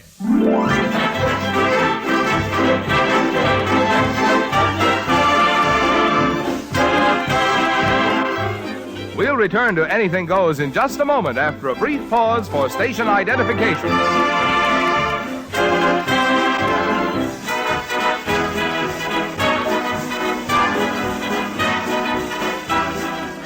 And here again is Gordon MacRae in the character of Billy Crocker.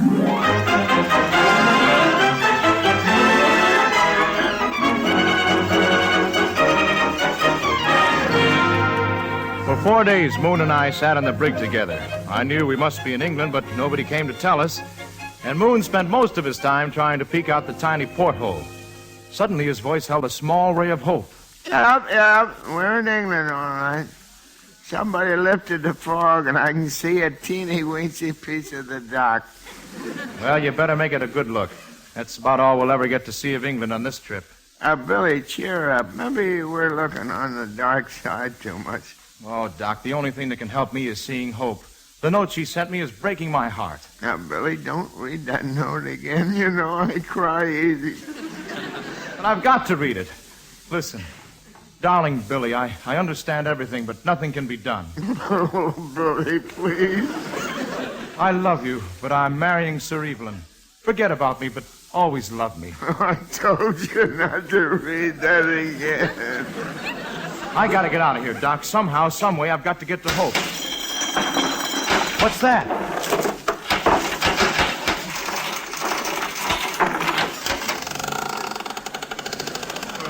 You're right this way, Miss Sweeney.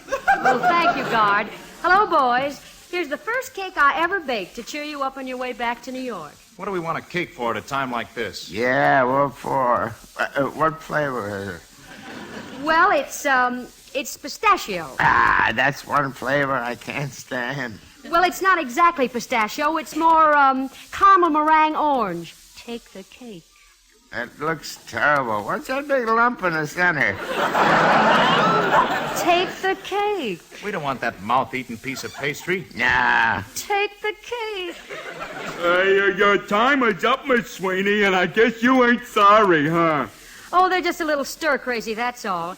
Maybe it'll help if I sing them an old song. We don't want to hear any old songs. Well, you're going to hear this one. It goes, take the cake, there's a file right in it. Take the cake, you'll be out in a minute. Oh, you're quite a dame, and you'll win your fame on Earth as a gorgeous spy in the FBI. Or Leavenworth.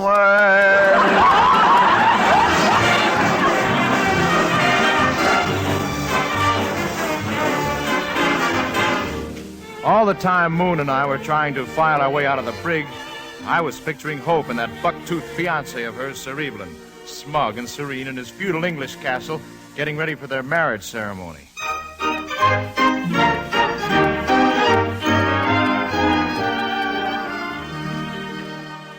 Oh, dear, dear. Well, Hope, old gal, now you've seen Oakley Manor, and in an hour you'll be the mistress of it. I know, Evelyn. Frankly, I couldn't be unhappier.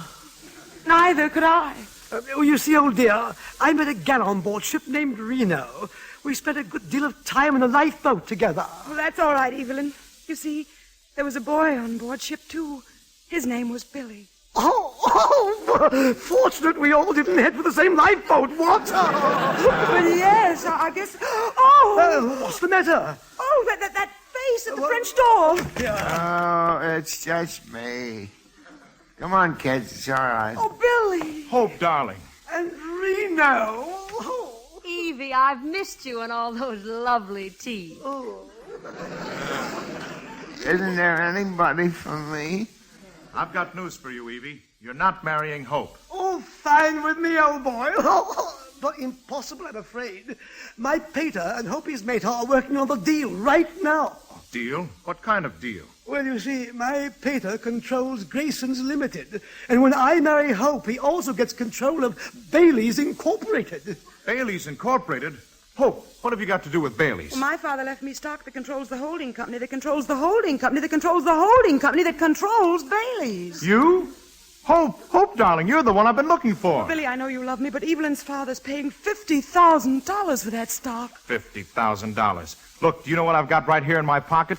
Right here I have a contract from Kitney, and I hope someday Crocker, offering $3 million for that stock. I say, isn't this jolly? Now you don't have to marry me, Hope.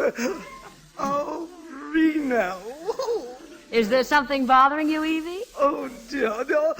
Would you consider becoming Lady Oakley? Would I? I'm just sorry my old man isn't here. He said I'd never be a lady, but I made it.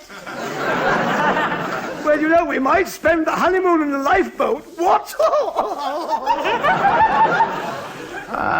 This is all peachy, but I'm wondering if I could use the same hideout you're going to, Billy. I get awfully lonesome. Hideout? Well, you're in England without a passport, and by now I'm probably way up on the list of public enemies. I've been working awful hard. Well, I don't understand it. I cabled the State Department about you both this morning, but I haven't got an answer. Oh, dear. Possibly that's what this wireless for you is, Hope. I thought it might be congratulatory, and I didn't want to depress you. Here, I'll read it, Evelyn. Yep, here it is. Temporary passport granted William Crocker.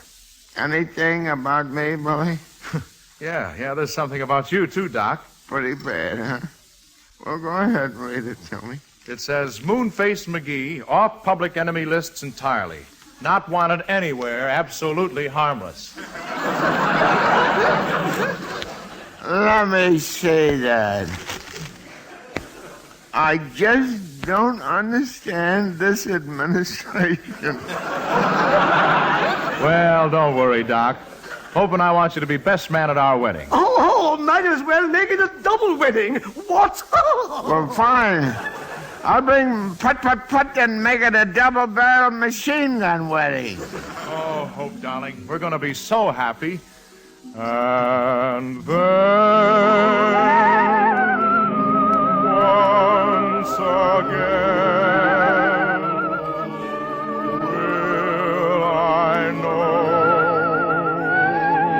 I was right.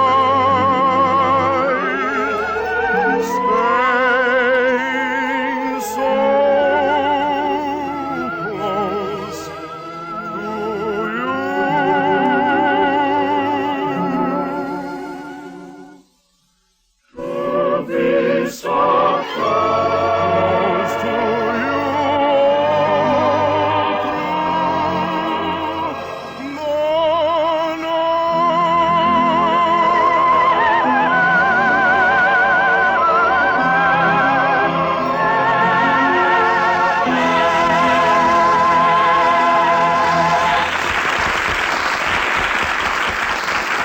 Thank you very much, ladies and gentlemen.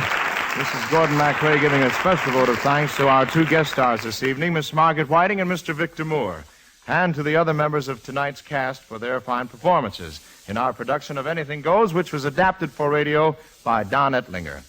Next week, our star-studded show train will arrive in the same tracks at the same time.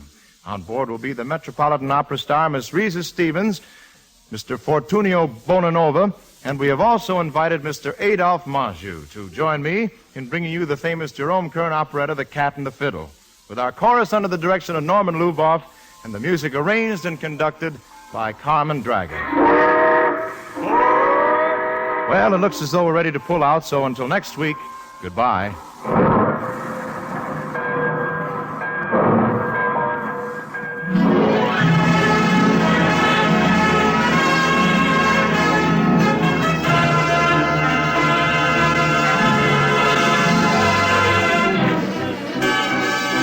And friends, remember, during the coming week, as always, the American Railroads will provide for you the dependable low-cost transportation which is so essential to the American way of living.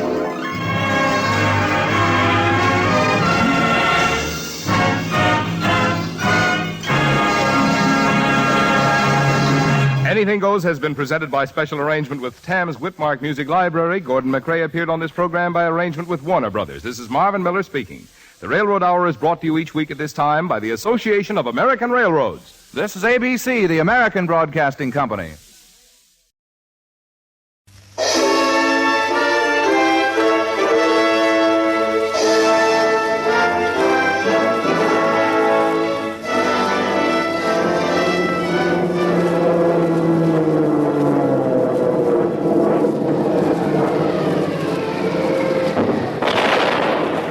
To the men, living and dead, who did these things, we dedicate this program, The Dam Busters, presented by the author himself, Paul Brickhill, dramatized by Morris West, an Australasian radio production.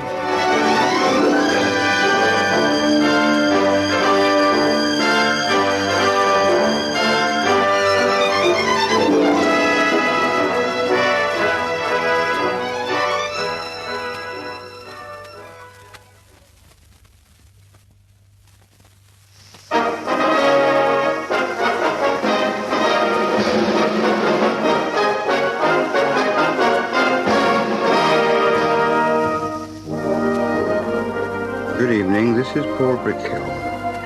About the middle of 1943, disturbing reports were coming out of Germany about a mysterious new weapon, apparently Hitler's notorious secret weapon. British agents reported that thousands of workmen were swarming over monstrous new concrete structures in the Pas-de-Calais area, only 60 miles from London. The British War Cabinet didn't know then that these were the rocket launching sites from which London would be bombarded by the V-1s and V-2s. But they did know enough to be extremely worried. Britain had to have a bomb capable of destroying them.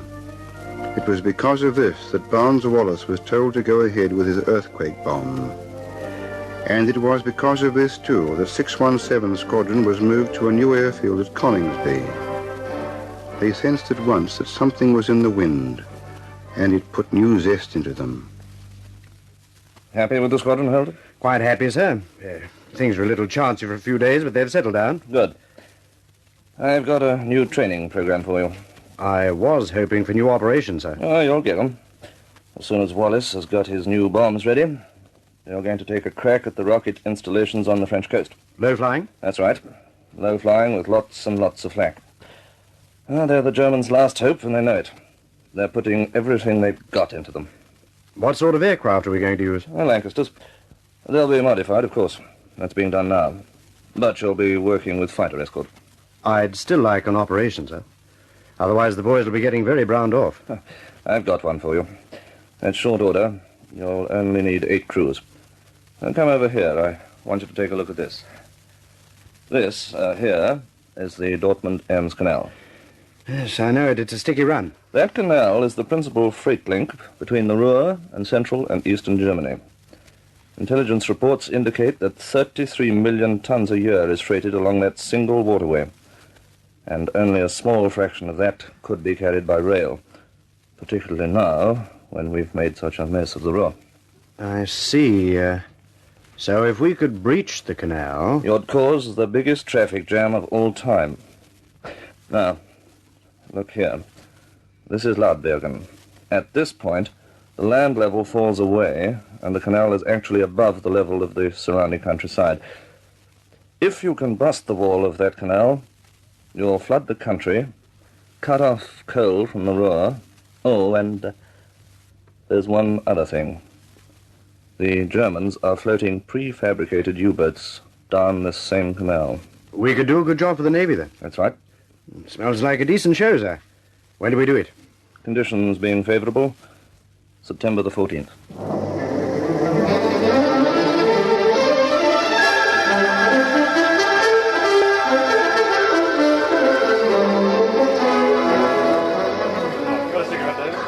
Right, chaps. Now, you know your target. You know the purpose of the operation.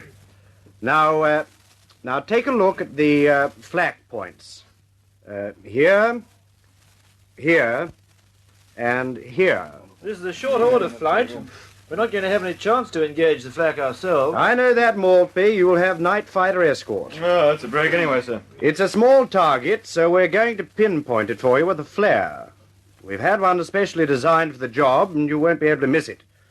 Are there any questions? Yes, sir. The country around the canal is pretty low-lying.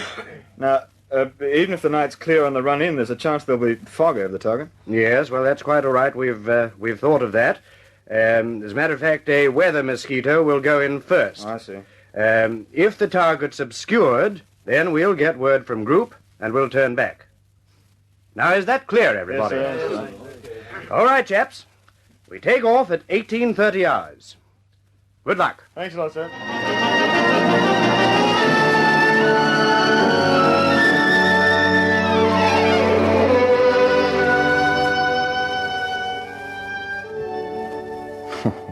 Don't worry, Anne, darling. This isn't the dam's red, it's a piece of cake. Might have been a piece of cake before, David. It isn't now. We're going to be married in a week. If anything happens... I know. Look, darling, nothing can possibly happen. They've given us fighter escort, the whole works. I'll be home for breakfast. I love you, David. I love you so very much. You know that. Oh, darling. Now dry your eyes, sweetheart. Yeah, everything's going to be all right. Look how well it's turned out for us so far. You've got a posting right next door to me. Oh, David, did you get the license? What? Oh, hell no, I forgot all about it. Oh, never mind, I'll fix that when I come back. Oh, no. What now? I forgot to book a pub in London. Darling, it looks as though we'll spend our honeymoon under a haystack. Darling, you're quite impossible. We'll never get married at this rate. You're going out tonight, darling? Yes, Mrs. Maltby. Your loving husband is going to inspect some waterworks. Is it a bad one this time, darling? No, not really. We've got a heavy escort of fighters, so there's nothing to it, really, except deliver the eggs on target and come home. You didn't sleep very well last night, did you? No, much the same. The old nightmares. When I come back from this one, I'll see the doc. Get him to give me a tonic or something. Darling, you were shouting in your sleep again last night. Oh, was I? What was I saying? The same thing. The thing you always say. The bomb won't come off. The bomb won't come off. Oh. Well, silly, isn't it? You'd think I'd be dreaming about flak or fighters. Some of the really dangerous things. Huh? Just shows you how crazy it all is. Well, darling, it's time to go. Darling, we've been very happy, haven't we? We have been. We are. We always will be. Wish me luck, sweetheart. Good luck, sweetheart. God keep you.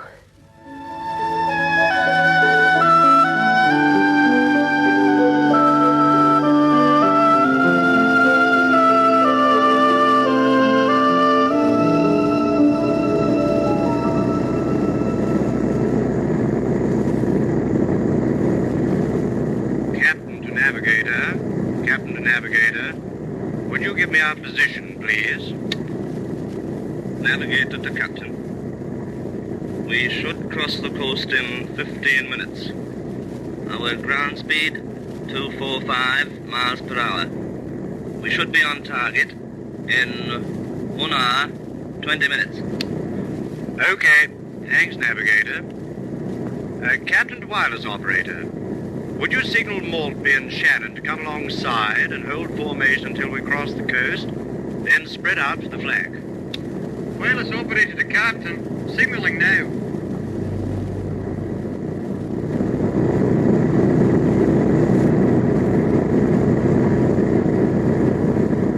Wireless operator to captain, message from Boom. Weather mosquito reports heavy fog over target. Return to base immediately.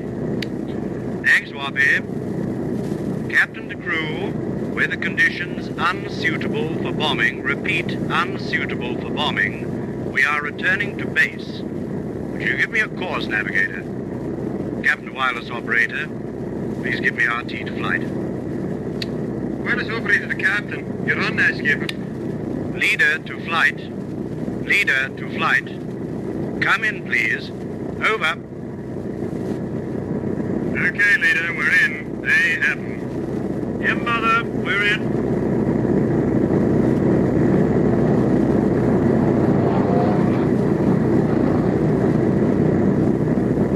Leader to all aircraft. Weather conditions unsuitable. Repeat, unsuitable for bombing.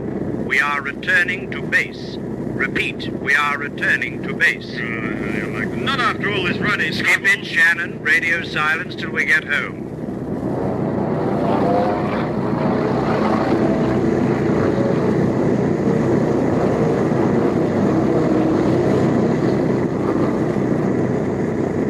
Captain to rear gunner, would you keep an eye on the rest of the flight? I don't expect any trouble. We've got fighter escort. Rear gunner to captain. I'm watching, skipper. Shannon's made his turn. He's all right. Maltby's coming round now. Yeah, I don't like the look of this, skipper. He's too low. He's much too low. He'll be in if he doesn't... His wingtip's in, skipper. He's cartwheeled. Oh, God, he's in the drink. Maltby's in, skipper. Maltby's in. Captain wireless operator, please give me RT. You're on, skipper. This is leader calling A. Apple. Maltby's in the drink. Circle him until the rescue boys come out. Send a signal for a fix. Stay until the rescue boys show up. Over. Okay, leader, I'll hang around. It doesn't look so good. They went in nose first. I can't see anything yet. The water's still boiling. I'll direct the rescue boys. Over. Captain Navigator, please give me a course.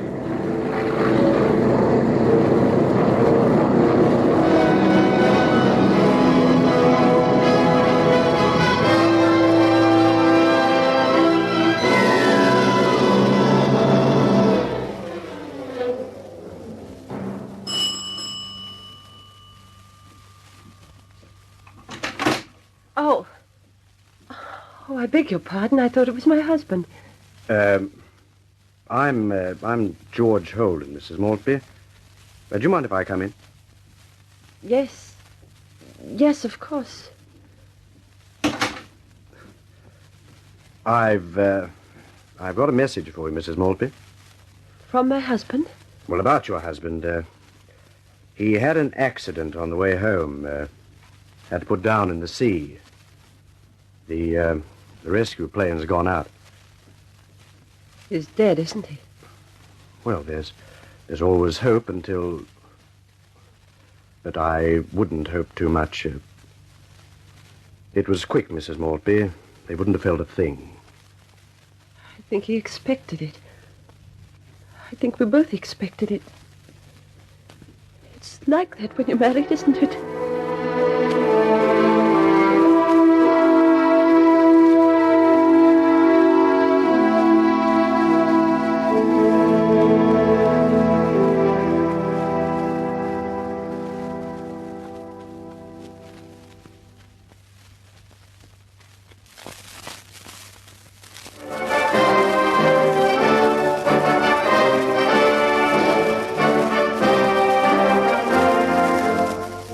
The squadron was shocked by David Maltby's death. particularly as the mishap had occurred miles from enemy territory. But the course of the war doesn't alter because a pilot is killed. That night, the raid was to be on again.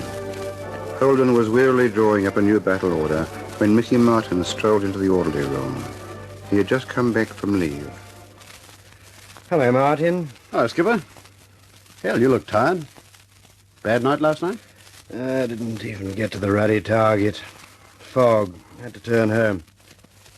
Maltby's gone. Pitched in the drink. How'd his wife take it? Very well.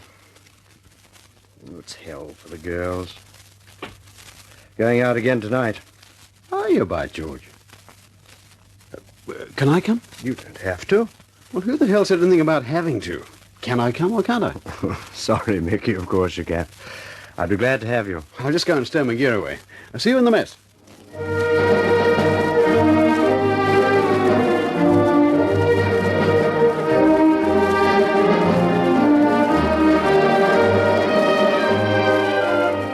Mickey, you're crazy, sticking your neck out like that. Shut up, Max. My own neck. Yeah. Hello, Martin. I believe you're coming with us tonight. That's right, night, old boy. I'm very glad you're coming. Did you hear that, Mac? There's a man of taste and discretion. Best friend I've got on the station. Hello. A lot of wafts about tonight. Yeah, a lot of new blood. The boys are on their best behavior. For a little while, anyway. Oh, hello, Mac. Hello. You met Knight, haven't you? Miss Cheswick, this is Mickey Martin. I've heard a lot about you. Wait for it, brother. Wait for it. You've been on leave, haven't you? Yeah, that's right. I'm glad to know somebody cared. Now, look, don't distract him. He's going out tonight. Well, I hope they do better than they did last night. The AOC's gone to an awful lot of trouble over this operation. To hell with you and all the damned AOCs. What about the 7 lives in every aircraft? Well, if that's the sort of talk I get from officers and gentlemen. I'm sorry, Mickey. I'm a bit upset over Maltby, I guess. Ah, skip it, Mac. She wasn't my type anyway. Oh, don't be too hard on her, Mac. She's very new, and they don't really understand, do they?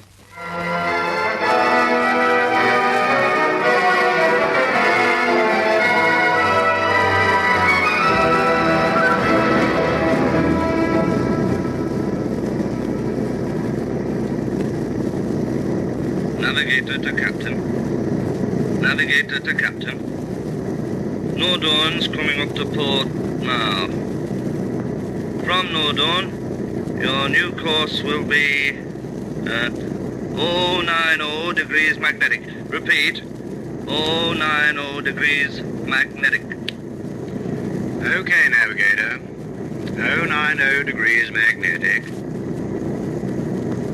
Captain to rear gunner.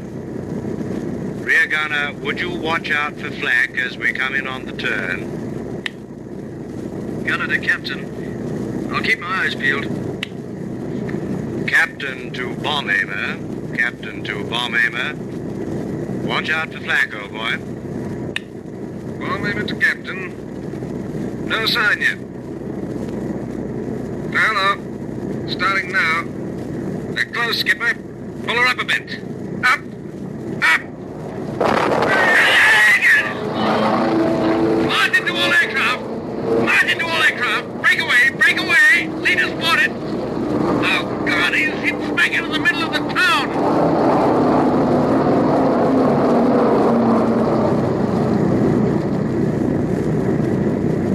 Martin to all aircraft. We are holding course.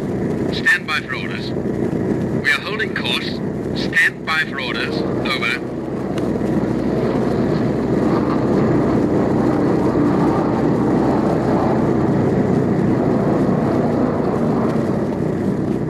Captain to navigator. Give me a fix. Navigator to captain. All pinpoints plotted. We're dead on track. Should be over target in exactly 5 minutes. Thanks, navigator. Bomb aimer to captain. Heavy flag port and starboard. Captain to bomb aimer. I see it. I'm coming down to 150 feet. Keep your eyes peeled for the canal. You won't get much warning. Okay, skipper. Captain to crew. I I'm going down now. Gunners go for the flag and the lights.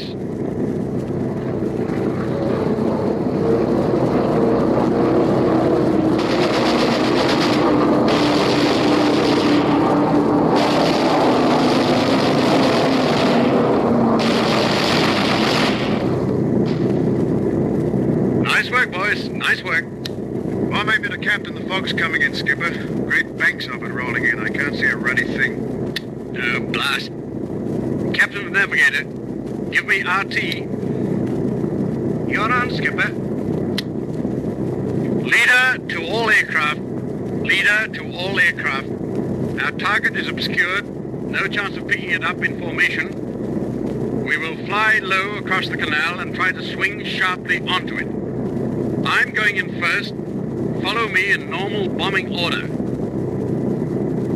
I'm going in now. Over.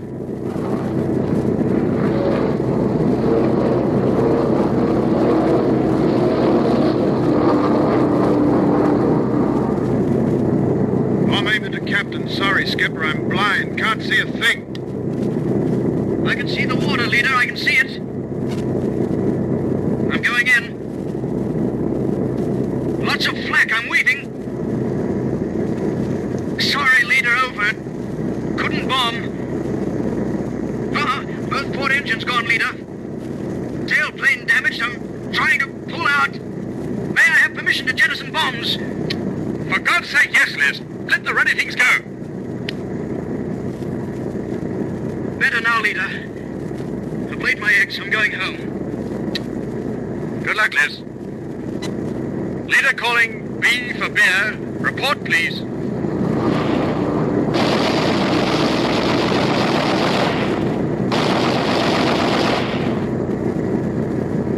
Leader calling Queenie. Leader calling Queenie. Report, please.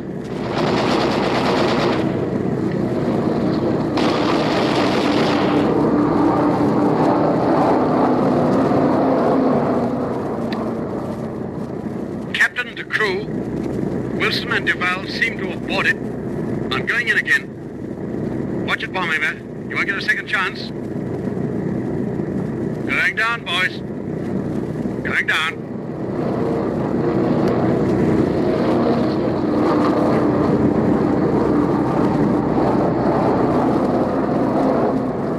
Well, maybe the captain.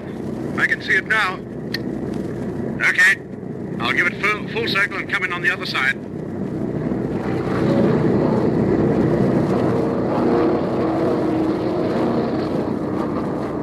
I'm on it now, Skipper. Left a bit. Left. Right a little. Right. Steady. Steady. Bomb gone.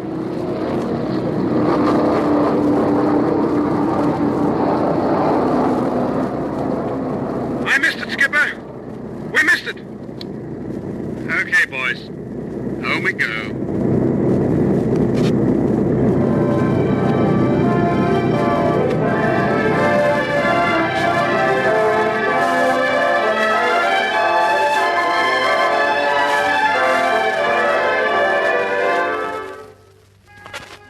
Well, Martin, how was it? Pretty dicey, sir, as a matter of fact. I'm terribly sorry we didn't breach it. The mist beat us and the flak. Not your fault, Martin. Look here, sir, I'm terribly disappointed about tonight. But if the weather's clear tomorrow, well, it's tonight now, and if you let us have another crack, I think we'll get it. I'll take the same boys out. They know the run now. Martin, how many crews have you left? Well, there are 3 in my flight and 3 more in Dave Shannon's. I think that ought to be enough, sir. 6. 6 out of 617's original 21.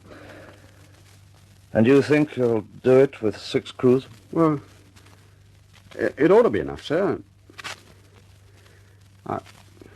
I'm just sorry about last night. I don't think you have to apologize for anything, Martin. I'll let you know later whether we'll take another crack. You go and get some sleep. Yes, sir. Good night. Good morning, sir. Get some sleep, Martin.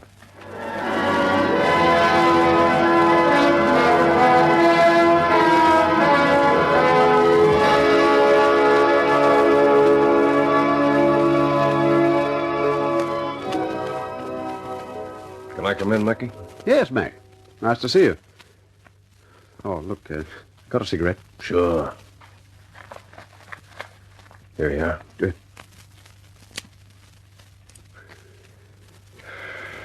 Oh, boy, thanks.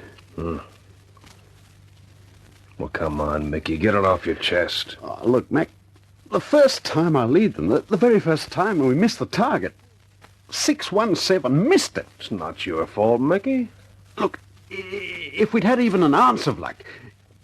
You see, Mac, when I came in on my last run, I could see the Ruddy Canal and...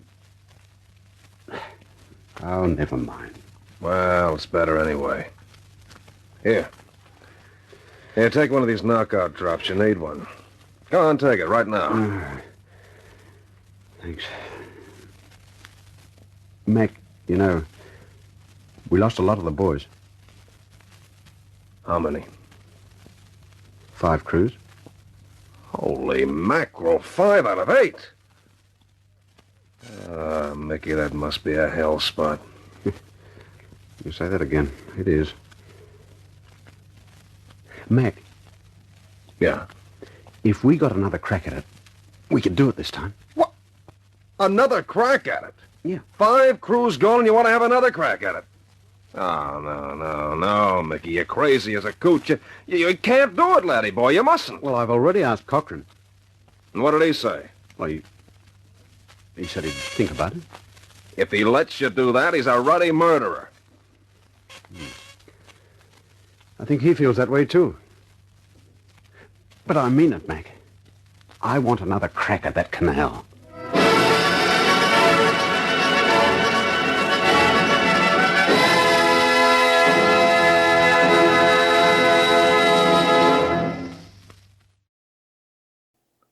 Thank you for joining us this evening. We hope to see you again sometime soon, perhaps even next week. That will be 7 April 2024. Until then, sleep tight.